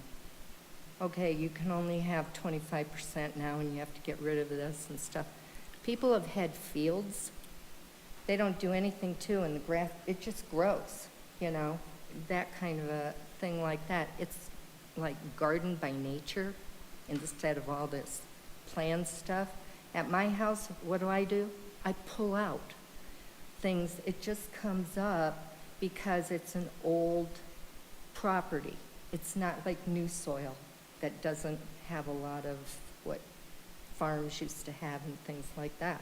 And it's like, what's that? Oh, here's this. So you got to pull it out or something. It grows by itself, you know? And I think you have to take into consideration properties. If you want to do this requiring thing and stuff, maybe do it with like new properties, you know, not established properties that have been there forever. I mean, that's a concern to me. And trees is my big thing. When we're talking about types of trees, you can look at the Front Range recommended tree list. That's from CSU and Botanic Gardens, all this kind of stuff. There are trees like Tree of Heaven that it's not allowed in Denver, and it is in Wheat Ridge, and it's like a terrible, smelly, noxious kind of a tree. And it just grows and things. That would be a good thing to not find out what trees should not be allowed here, because they spread all over the place. They grow up in people's yards and things like that. So having a good tree list would be a good idea. But just rocking properties, and I have seen that with the way that our heat is, it's like downtown Denver, concrete, and it just gets hotter, and you're planting in, streetscapes and things. A tree needs area to grow. You got to figure out what kind of thing you're planting. They won't grow in an area like this wide, I mean, the roots go out as far as where all the branches are, and then they just die and it looks ugly and things. So, and they don't provide that much shade anyway in those areas, and then you have to water. And I have concerns too about medians, where you have to water in a road. Why? So those are just a few things that I think about. But I like the maintenance part, regular maintenance. If anybody wants to come over and do weeding, especially with this rain. I walked by your house yesterday and it looked really green. Yeah, it's green everything, yes, and this tall. Yes. Thank you. Thank you. Thank you. Councilor Hulteen. Thank you, Mr. Mayor. I'm not going to comment on everything here. I'll start with just a little story. I was talking yesterday with my son about the agenda today. It's become our Sunday tradition. He's very curious what we're talking about and frequently has strong opinions. And he's like, well, I don't see anywhere on here that you can't just open up the fire hydrants and let them spew water everywhere. We should outlaw that. And I was like, well, I don't think we're doing that anymore. But so I just want to thank my co-counselor Scott for being so passionate and detail-oriented on this. It makes a huge difference in terms of being thorough, and for staff for not just taking the couple of things that could have come up, but really looking comprehensively. So on the artificial turf, I am split on that. I support the first recommendation around the specific context, and I support that because those are instances where there's a need and there's a lot more engagement with the city, and typically it's either a civic or commercial owner who tends to have a little bit more sort of regulation around maintenance and would do a better job, and it's a little bit more limited use of that. I don't support the second one just because I think we lose a little bit more control over how it's used, the type of materials, and having just heard from Sustainable Wheat Ridge, I think the sustainability concerns about it. If residents are trying to reduce their turf use, then I'd really would love to see the rest of the things here that are encouraging them to look at other options. So support the limited, more commercial or specific use, but not the low density. On topic 3, the irrigated and non-functional turf, I support the first recommendation. The second recommendation, I think, is a little bit more complex to me.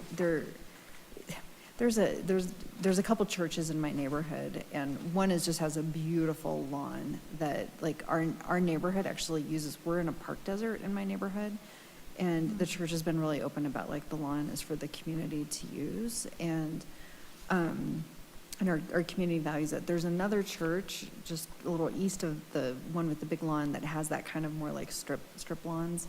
So I can kind of see that difference between a little non-functional. But what comes to mind to me is as we have more of these multifamily housing units come up, like we have people with pets, and if we're not providing some sort of like lawn for those pets, then those residents are gonna be walking their dogs more into the neighborhood and creating some tension and conflict. So I think I would like a little bit more nuance in that regulatory environment, recognizing that for some commercial, if it's just for aesthetics, then there's really no need or purpose. But there is function to it that may not be the obvious of, sports or things like that. So would appreciate eyes on sort of discerning where that function may be. And then the last one, I'll let you guys guess which one of these I'm like flagrantly in violation of at my house, but the non-living landscape. AstroTurf. Yeah, I have no AstroTurf. On the non-living landscape materials, I like that. I think I'm in the last couple of months, just in my little neighborhood, 4 people have replaced their front yards. And so that's just happening. And for the most part, it looks pretty good today. We'll see how it looks in a couple of years. But I really support, allowing people to come up with other non-turf options. Without getting into the detail of Councilor Ohm, how does it work with new plantings, right? Like if you're talking about like a 35% coverage or something, when I put that cute little plant that, I got at Young's in the ground, it's not going to cover a lot of ground. And in a couple of years, it could cover a lot of ground. So is that measurement by like a anticipated mature growth of like It is. It's generally refers to at maturity. Okay. So plants could go in at a small size, but at maturity, they would cover a percentage of that Okay. area. And I think those were my only specific things. I think generally I really like sort of as Lauren said, the carrot and stick approach here.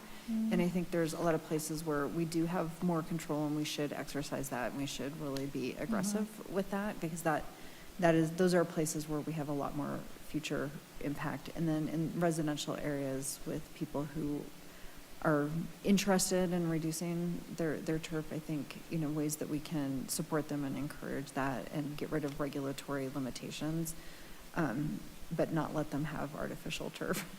I think this is, I think the intent of this comprehensively really does a great job of that.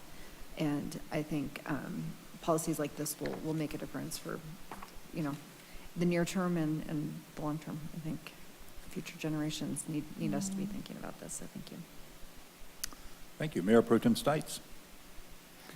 Thank you, Mr. Mayor. I think Councilor Hulteen and Councilor Ohm were pretty detailed in their answers to the questions. I agree with pretty much everything they said. I do think that I agree with Councilor Hulteen. I was kind of torn on the artificial turf because I do see the pros and the cons to it, but I think maybe, small sections, kind of like Councilor Ohm said, dog walks, things like that make sense, but not entire yards. I do think that as we move into requiring things, I like the idea of requiring it for new development, maybe not for stuff that's existing. I do, like, if you were going to do something to your house and you needed to remodel your kitchen, you'd have to bring it up to code, right? Would that be the same? I guess that would be something we decide, or is that something that you were recommending? We have a lot of flexibility, like if there's an addition or a change of use. So we really only enforce the majority of our landscape regulations the first time something is developed. Our main goal after that is to make sure it's thriving. And that's where Janet's sort of problem solving has come in. I think that's where we have the biggest gap right now in our code as we see it. When somebody comes in and says, I'd like to remove my front yard, what can I do? We have significantly less clarity in terms of like, well, you could do this much rock or this much mulch. Or, so we'd like to provide more resources and clarity versus sort of a heavy-handed regulatory approach, just better answers.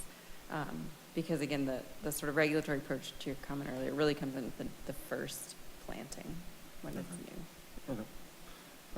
Yeah, I like that, and I like requiring that for new development. I think that's, as we move forward, that's kind of where we can do the most good. But thank you for all these recommendations. I think this went a lot further than I thought it was going to go to, so thank you. Thank you. I had a couple of questions. And one of them is sort of, you know, how we deal with the public right-of-way and particularly tree lawn. And I know it's a thorny issue and probably way beyond the scope of what we have here. But before we get there, I'm kind of curious. We're doing maybe the largest street that we've ever rebuilt in Wheat Ridge, which is Wadsworth Boulevard, and we're going to have a pretty wide landscaped opportunity in there. What's the plan for that? Is that a water-wise design? Yeah, we're reassessing the irrigation, I think per this council's direction, but there's no turf in that design. So it was native grasses, trees, rocks. But it is irrigated, and sort of how we irrigate it and just fine-tuning that design is underway. Okay, thanks. And then I don't know what to do about tree lawns, because they come in, you know, a number of varieties, and it's hard to say who's sort of taking care of them and what the most effective way to take care of them. And so I will sort of move that back into your court, but say that somewhere along the line, we need to sort of address that.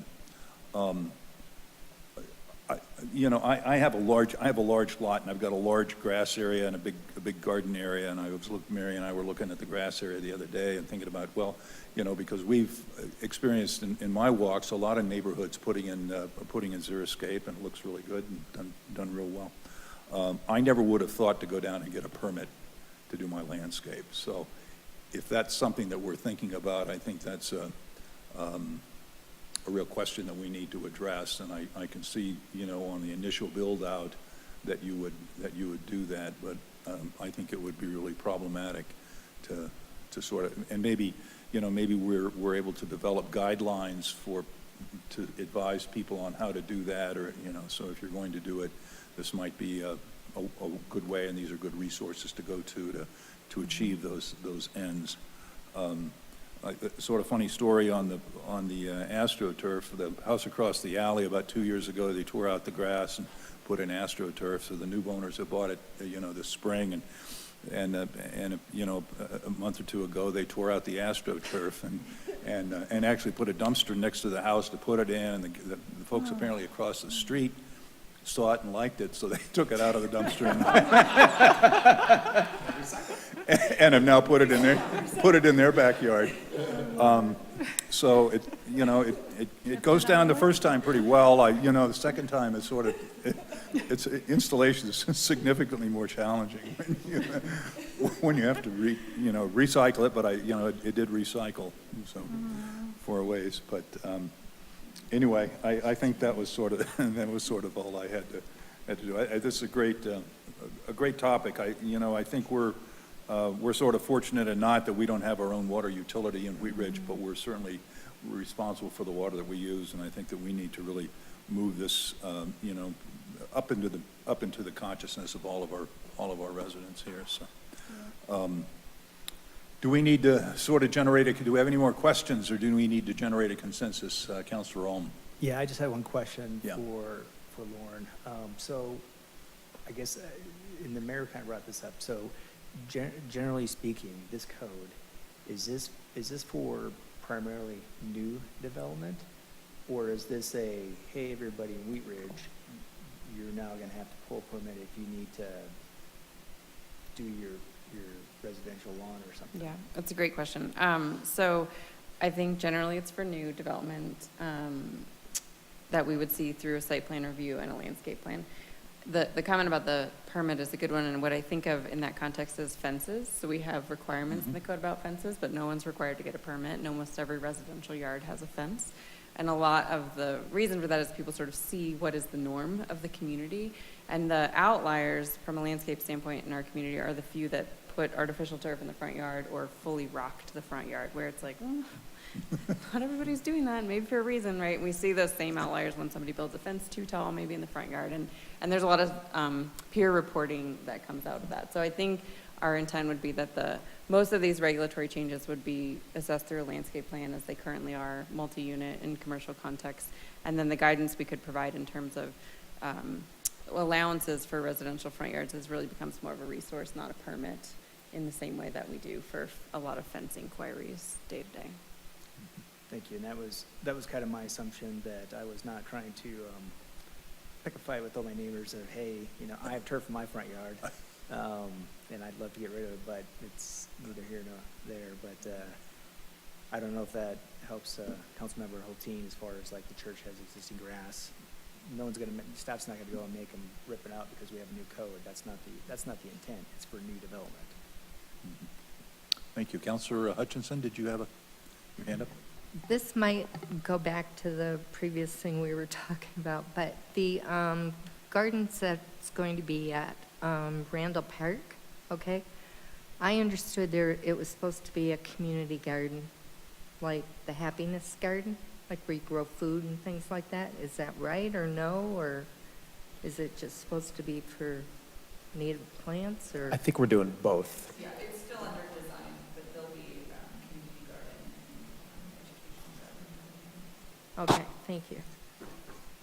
Then a segue to that, at the Panorama Park, is that in the little island, if you will, next to the ball field, or across the street from the ball field? When you say the southwest corner, is that where that is? Yeah, Okay. kind of those like edged off already Yeah, areas. yeah, next to the playground and the baseball diamond. Yeah, right on the- next to the On the diamond west there, side. so there's yeah. room to expand. Yeah, no, that looks great, okay. So we have a sort of a question in front of us. Yeah, Lauren, do we still need consensus on all three of those? Or did you think you got it from the discussion? I mean, I think we probably got it from the discussion. If I can summarize briefly, I think that what I heard is there is support for all of those 6 items in the first question, that we don't probably need to explore substantially the use of artificial turf in low-density residential areas.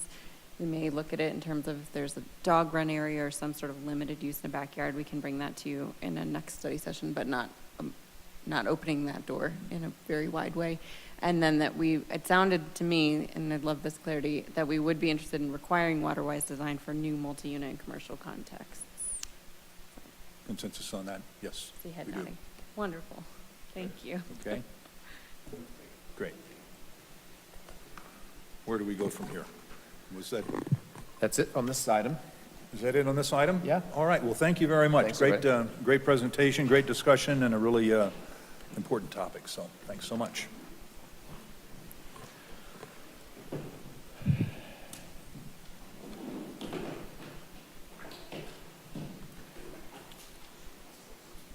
Wait a second here for the next team to get loaded.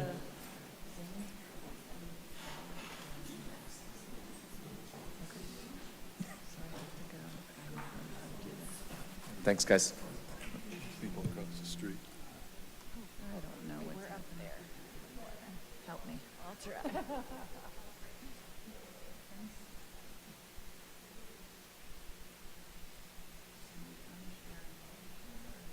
Are we still sharing? There's Lauren. We need Lauren.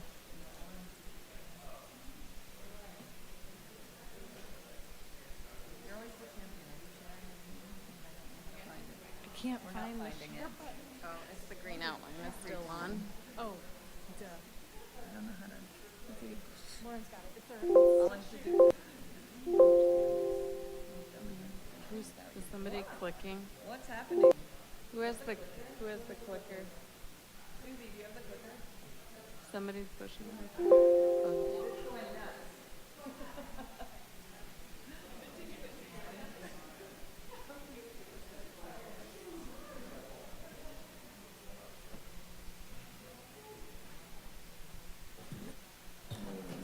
Yeah. You all prepped up? Terrific, thank you.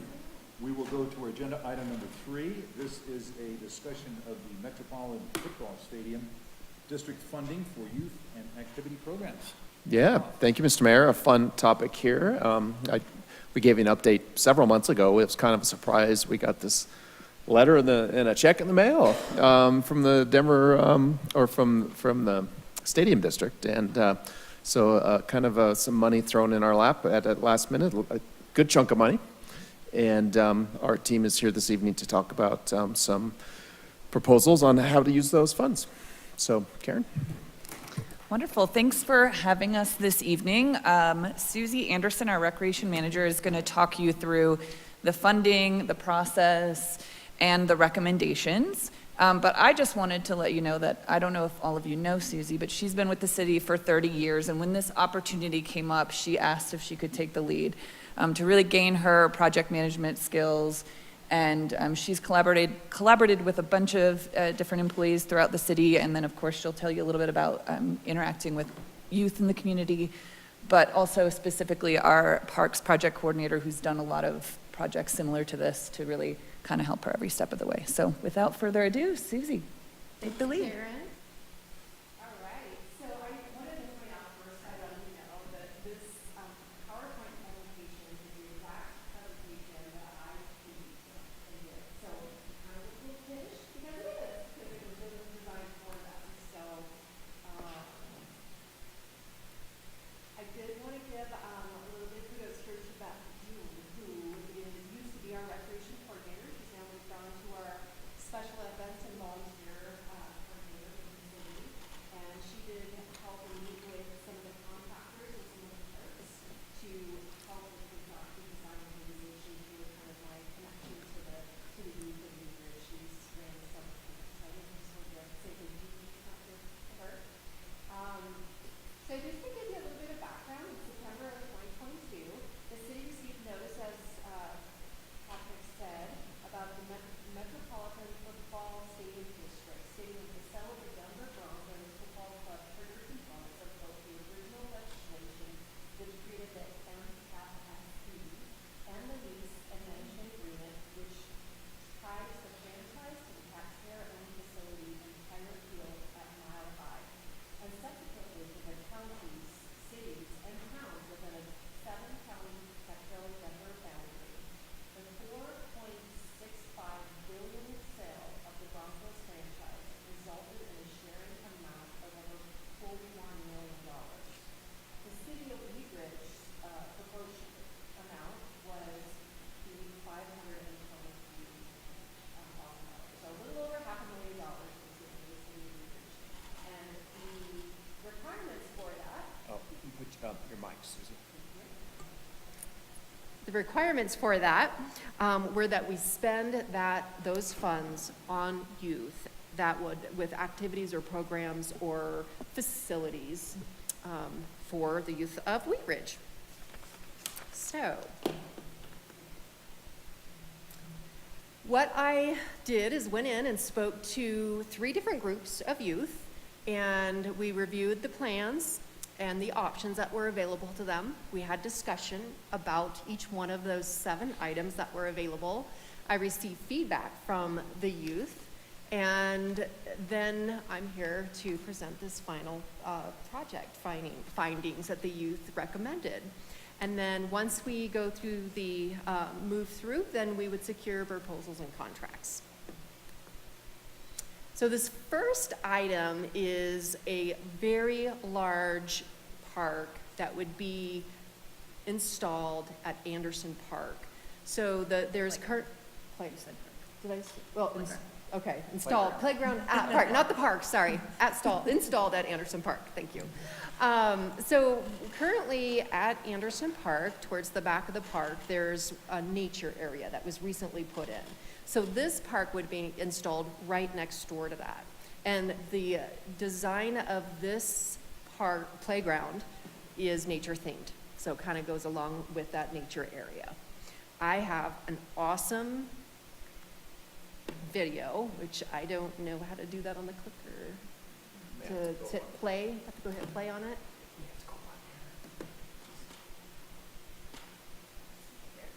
This is a video that Game Time put together. That's kind of a 3D version to take a look at the park.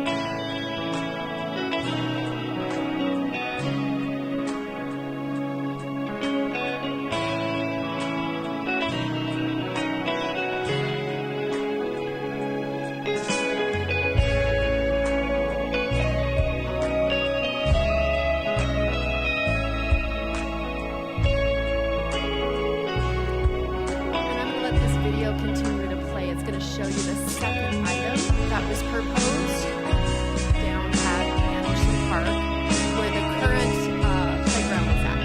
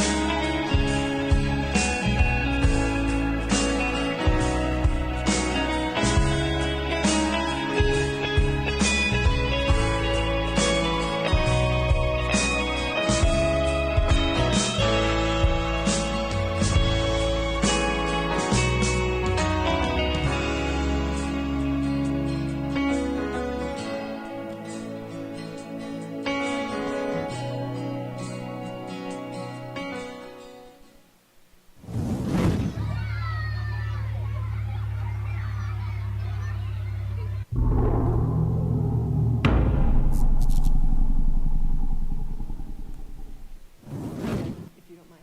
Yeah, thank you. Thanks, Ally.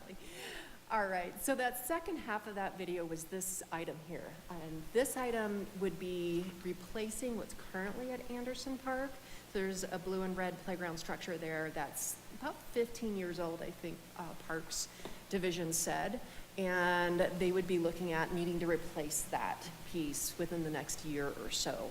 So this item here could be replace that. The next two items are also items that can replace in this section as well.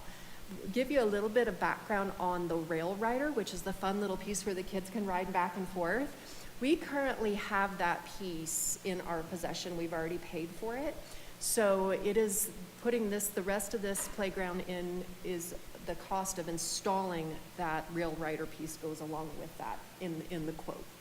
Did you want to say anything else about that piece? I think from my understanding, because it was purchased before I started with the city, but it was part of the Anderson Park renovation project, but there just wasn't funding to install it at the time. So that's why we have the piece and would like the opportunity to install it. Thank you, Karen. Yeah. Item 3 is, I don't have a cool fancy video on this one, but I kind of imagine it. So again, that Rail Rider piece is in there, and then it's a different structure. As you can see, a lot of upper body moving around the equipment. The one thing in the nature playground that we feel is lacking a little bit is the upper body strength piece, and all three of these pieces really brings in the upper body strength to it. Item 4 is, again, the Rail Rider with that big structure there with a lot of really fun, crazy stuff to do. Now these, and can you mind again? Yeah, the link. So these next 3 items have links to them that will show you what these pieces do. And they are individual pieces, or maybe not. So the next 3 pieces, this one we would look at next, item number 5 on the presentation, is what's called Memo, and it's by a company named Yawp. And this Memo piece could also be installed at Anderson Park, where the current blue and red playground is. This is a piece where it has, no? It's not working. Darn it, okay. So this is a piece where those pillars that come out of the ground they're interactive, so the kids can go up and touch them, and it's kind of almost like a Simon Says kind of a thing.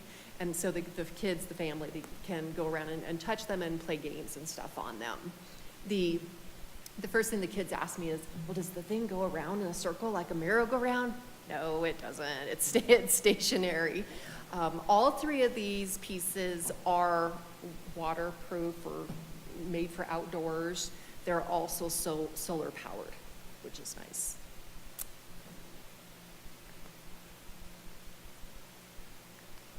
Clicker's not working. I know. Sorry, okay. The mouse is like. There we go. There, thank you. This piece is called Sona by Yelp, and our thought was to, thank you, Allie. Our thought was as a possibility of installing this in the green with the design going on at the green. And this is a pretty cool piece that we were able to actually see and try out at our annual conference.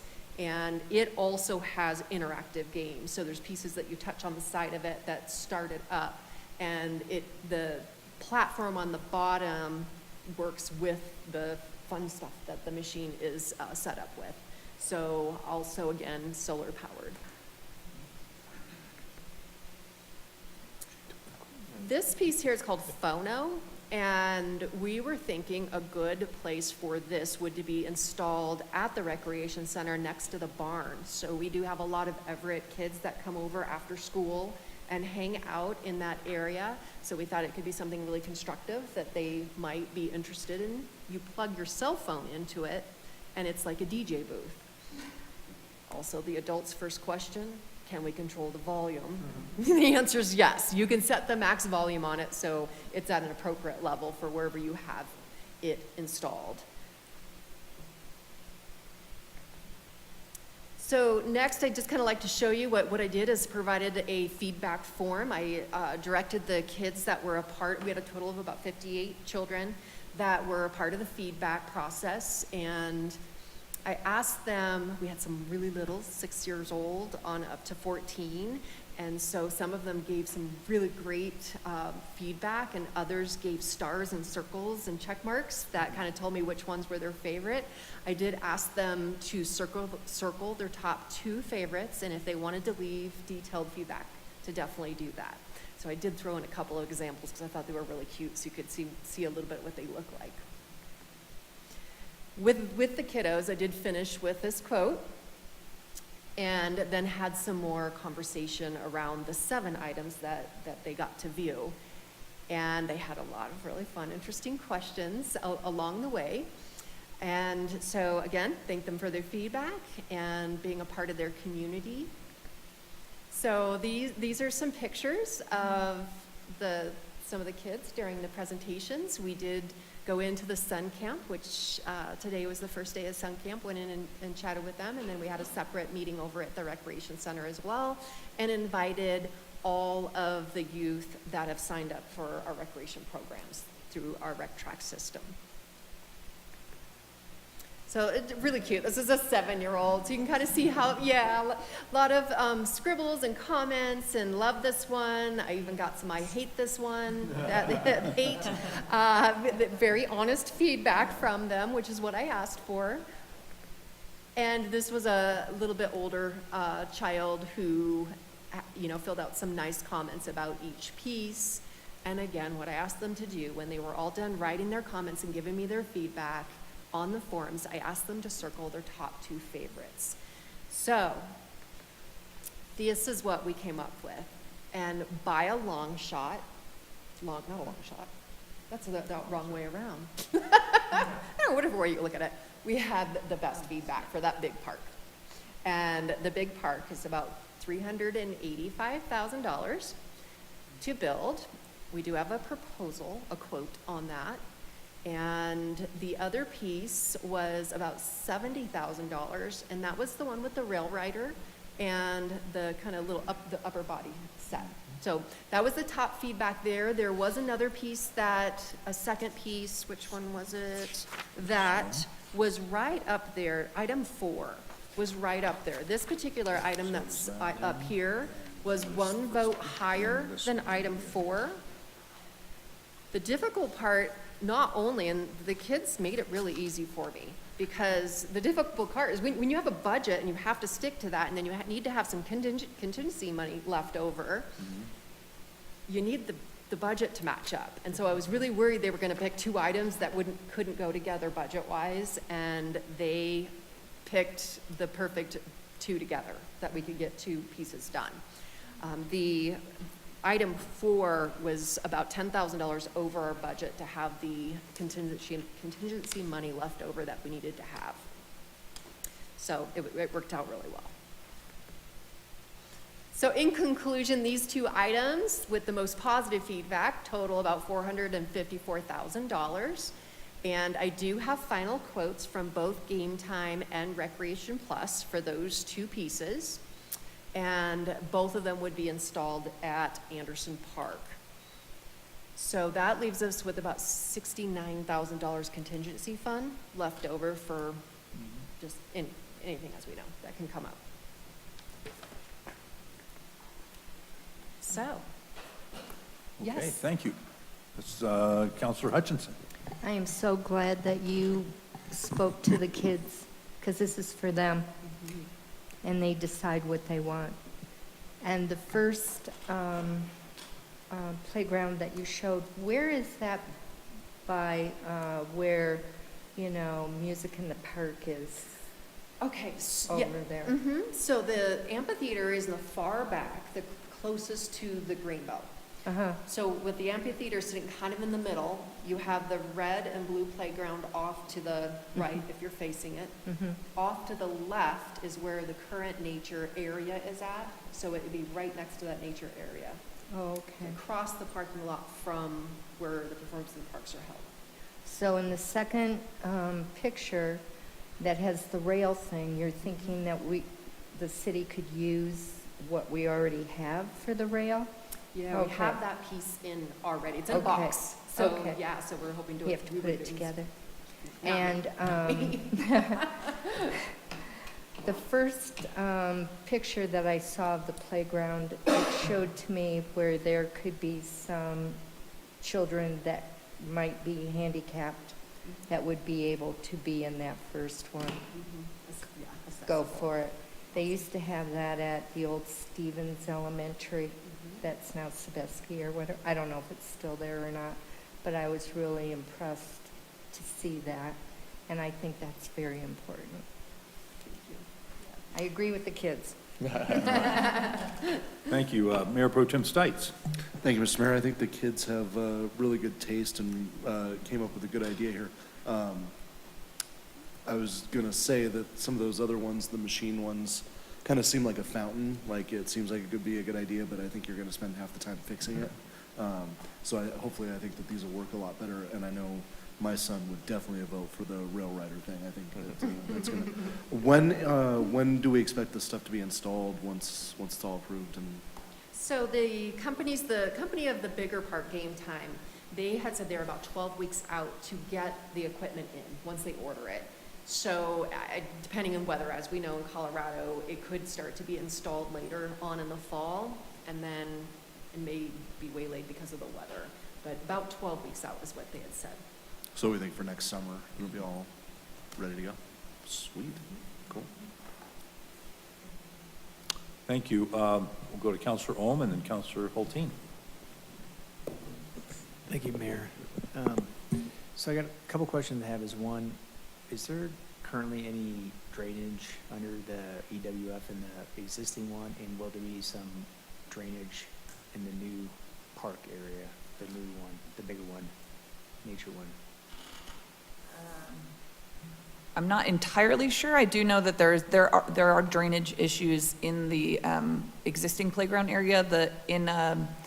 In the sense of, I think it was like the 100-year flood situation where we don't anticipate it being a ongoing problem, but it could be for small periods of time. Because that one's pretty small, but were you planning on tying that large one into like storm for drainage, drain tile?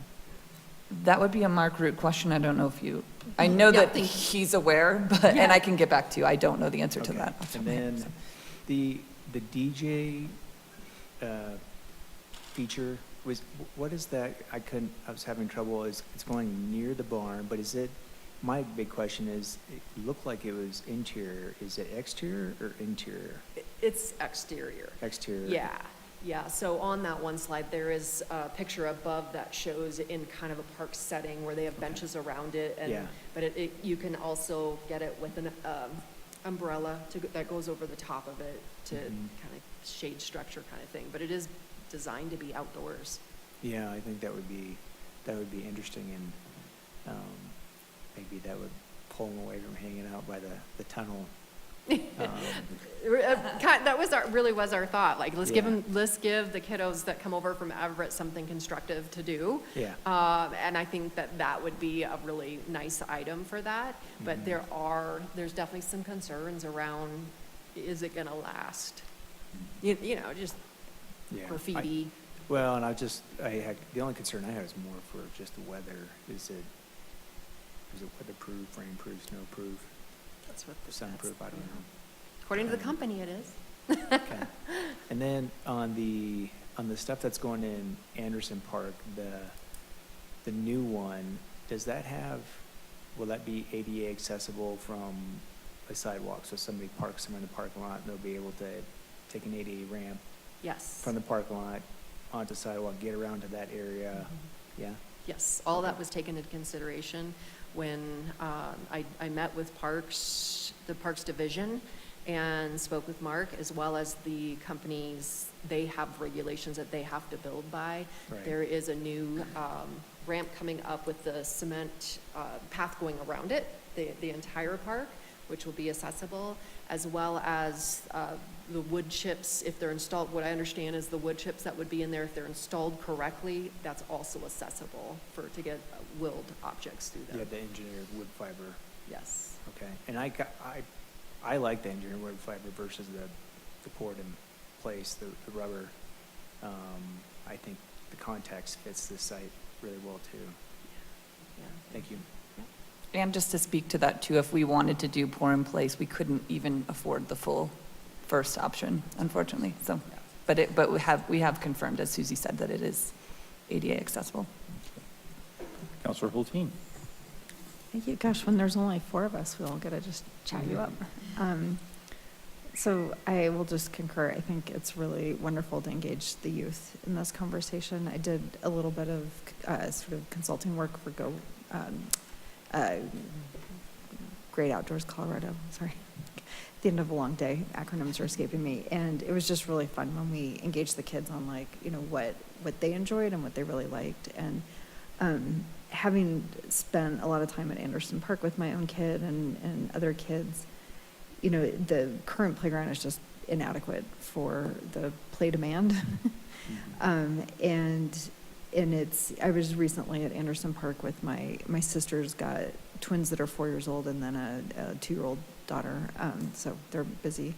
And they love Anderson Park though, and they love the nature play area is actually like a fan favorite of theirs for sure. But like with the 2-year-old, my sister was like really struggling to kind of like keep track around the playground because it was all like high up stuff. And so I really am excited to see like a pretty dynamic play structure that would really meet the play demand, but also meet a variety of like ages and abilities. One thing that comes to mind for me is in my work when I was doing some consulting on play equipment, one thing that's really important is to put in benches and seating areas for parents around. So is that part of this as well? Yes, it is. So there are, I believe, there's benches within the structure where kids can come up and sit, or parents. There's also benches around the unit. They're in the pictures there. They're hard to see. Okay. But they are, yes, definitely places Okay. for parents to sit. Okay, great. And I am not going to second guess kids' guidance on things, but I am sort of curious when the Anderson Park Master Plan was coming together, when we approved the bond initiative, a bike park was like this 3rd ranked thing. And I'm just wondering like if that's a conversation that's being had about something for Anderson Park or one of our parks, because it ranked, it was like literally like the 3rd or 4th community priority for Anderson Park, and then didn't make the final plan. And I'm just wondering if a bike park or a pump track is being considered there or somewhere else in the city. It's definitely in conversation. It did come up during the open space management plan, conversations with the public as well. Not as frequently, but definitely something we are discussing and will consider for future. Okay, all right, Yeah, that'd be thanks. great to see that, because there's, most of our neighboring communities have one, and they're really heavily utilized, and it's just a great way to build bike skills for kids if we want them to be doing healthy activities as they get older. Great, thanks. Thank you. Great Great presentation. Any further questions? Mr. Holm? Just one, Councilmember Hoteen, could you explain what the bike pump track is? I know what it is, but some of our audience may not. I wish I had a video. It's just, it's a area in which there's a dirt track and there's little skill sets. So there's little like jumps and bumps, and depending on like how extravagant it is, there can be like rails and, but it just really teaches kids like how to ride their bikes on surfaces other than hard surfaces. And in fact, Rhythm Cycles on 44th, they actually have a small one for their clients to try out. And it's kind of like when you go to REI, there's one in front of REI. So it's just a small, like dedicated skills track, which helps with like jumps and uneven surfaces. And they're just, it's really fun. Kids super love them. So I have places I know that I think would be wonderful if you want to get serious about it, but I think it would just be a great thing for our community to have. And I think having one off of the Clear Creek Trail would be really great because it would be accessible by bike and could really activate some of our park spaces in a way that would attract people not just from within our community, but from outside our community. Thanks. Thank you. Do we have consensus to move these forward? Looks like we do. Okay. Thank you very much. Great presentation. Thank you. Thanks, Susie. Look forward to riding the rails. All right. That concludes our 3 active agenda items. Let's now go to, I think we've got staff comments. Scott. Yeah, nothing else from me this evening. Thank you. Okay. We'll go to elected officials reports, and I think our treasurer had something short that he was gonna bring us. City clerk. Or city clerk, excuse me. Thank you. We've always got a new name for you. 2 quick things. Yeah. I will be attending a family memorial service next week. Robin Eaton will be here in my place. After the last election and the protests about the number of signatures that are required to refer an ordinance to the voters, there was a lot of controversy about how many people voted in Wheat Ridge in the last governor's election. Working with the county elections people, we have come up with an answer to that question. And we can give you a definitive number as soon as we have finished checking to make sure that every single person we're counting as a Wheat Ridge voter lives in Wheat Ridge. I will give the council a much more detailed report at a future council meeting. The last thing I want to report is, you recall that last fall, of course, council voted to hire Judge Basso to hear the protest of my decision that their petition was insufficient. The protesters have now appealed that decision, Judge Basso's decision and mine, saying we overstepped our authority under Section 106 of the Colorado Revised Statutes. In order to get the hearing, in order to get the judge to review all of that, they were ordered to pay $4,200 to create a record on paper of what was discussed in those 12 hours of hearings. Tuesday last, an hour and 42 minutes before the deadline, they came in and paid $4,200. What that means is that this case will continue at least until Christmas, according to the lawyers, because it will take weeks to transcribe the record, and then it will take weeks to get the judge to review it and issue an order. Our lawyers tell me that our decision and Judge Basso's decision will stand at the end of the day based on having dealt with similar cases in the past. I am now looking forward and what we're going to do the next time there is a referendum petition. And I will have a more detail on that in the report when I'm able to issue. Yeah. It ain't over, but it's over. Thank you very much. Okay, thank you. Councilors, Councilor Hutchinson. I happened to read in the Denver Post on the front page about new owners of the old Lucky's, which is going to be 13 pickleball courts inside. Is that right? Correct, yeah. I'm sorry, I should have given an update on that. It kind of came up came into the press before it came to us. Honestly, we knew there was a potential it was coming, but they're going to lease the building from the current owner. But yeah, it's going to be a sports activity building indoor with multiple sports, including 13. I think it's going to be the largest indoor in Colorado, pickleball. But they're also going to have some additional activities such as the driving range. I can always forget, Allie, what's our favorite game? Cornhole, maybe some cornhole pits, and food and drink. So, so it sounds like it's moving forward. No bingo, yep. Will they have a liquor license? They will apply for a liquor license, yes. All right. Additional comments? Councilor Hulteen. Thank you. I may pick up pickleball eventually if this happens. A couple things. Councilor Ohm and I had a small but engaging District 2 meeting on Saturday. Oh, and it was cold. It was really cold. But it's just always really great when people show up and want to talk about the things they care about. And it was a very thoughtful conversation. Really, really grateful for that. Before going to that, I took my adorable new dog for a long walk, and we walked by Happiness Gardens, and it just couldn't have been a more delightful scene. It was a plant giveaway, and so there were gardeners busy in the community garden, and then there was plant giveaway of like really cool heritage plants, and people just really having a good time and connecting. And I got to talk to YY, who's our community gardener, and if y'all haven't been by Happiness Gardens lately, go check it out. It is a gem. Karen, you guys are doing amazing things there. There's these demonstration gardens. It's really activated. The food forest has gone in. There's a bunch of trees. The sidewalk connects all the way across the property now, so people are like me walking their dogs. And it just, to me, it was just the epitome of a Wheat Ridge Saturday morning. And I didn't know the event was going on, so it was kind of a surprise. And it just made me really excited. We have good things in District 2. And then today, the governor signed SB 200, which I'm sure y'all know your House bill or your Senate bills this year. It's the basically red light or speeding enforcement bill.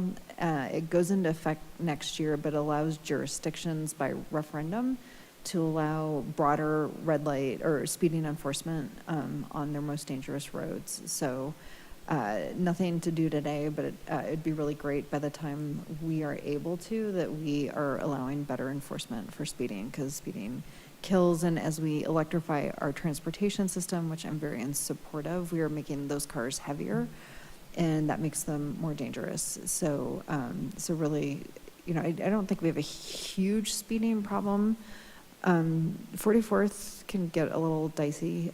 So anyway, the state's allowing us to have more tools for enforcement, and I hope next year we're ready to step into that space. Thanks. Thank you. Mayor Pro Tem Stites. Thank you, Mr. Mayor, and I agree with Councilor Hulteen, at least as far as Happiness Gardens is really awesome. I was there for the food forest dedication a couple weeks ago, and it's really grown up since the last time I was there. It's really cool. But on to District 3, which is obviously,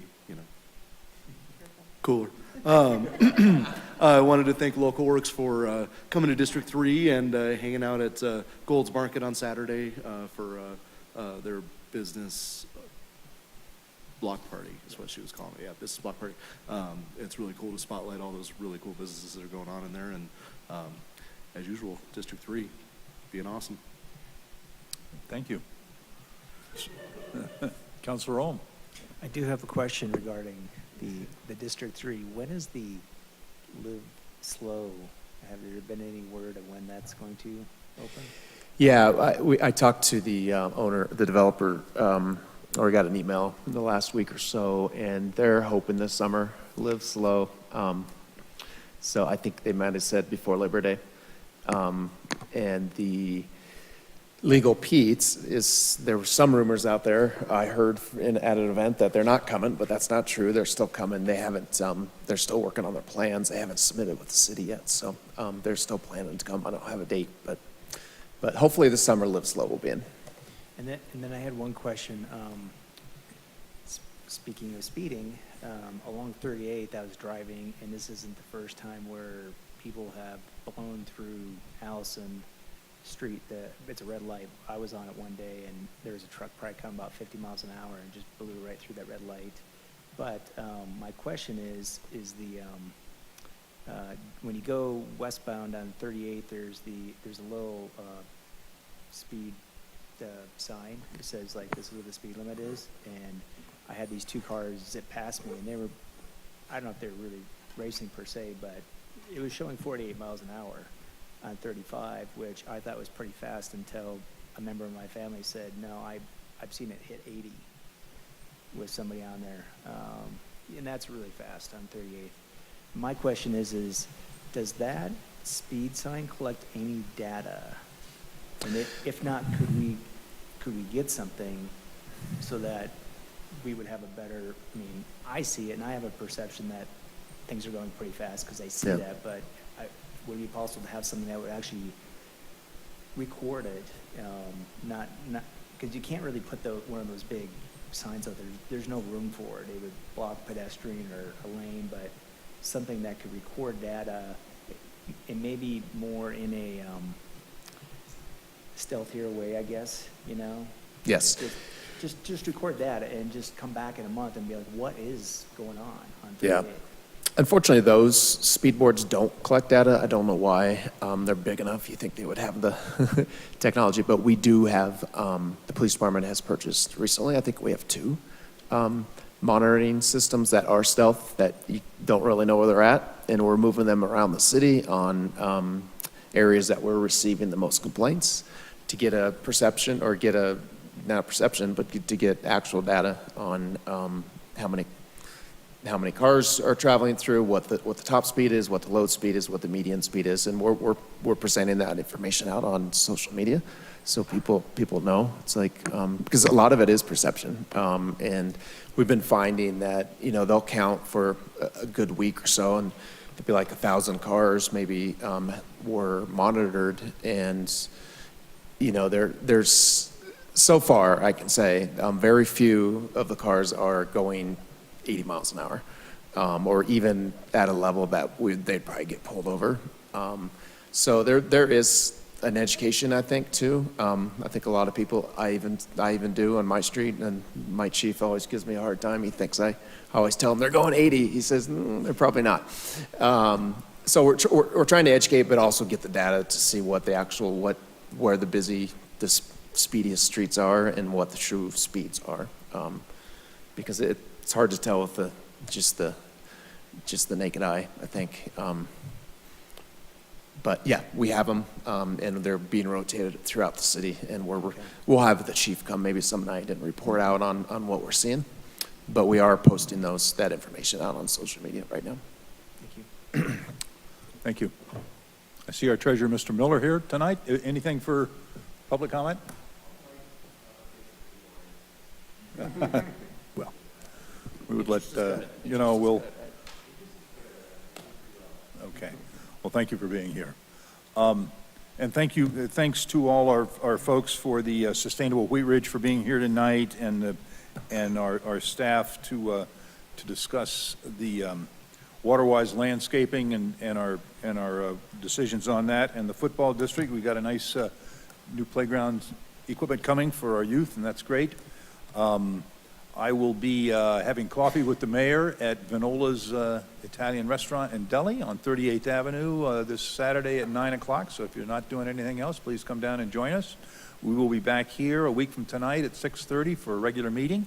So if there's no more business to come before council, we will stand adjourned. Thank you.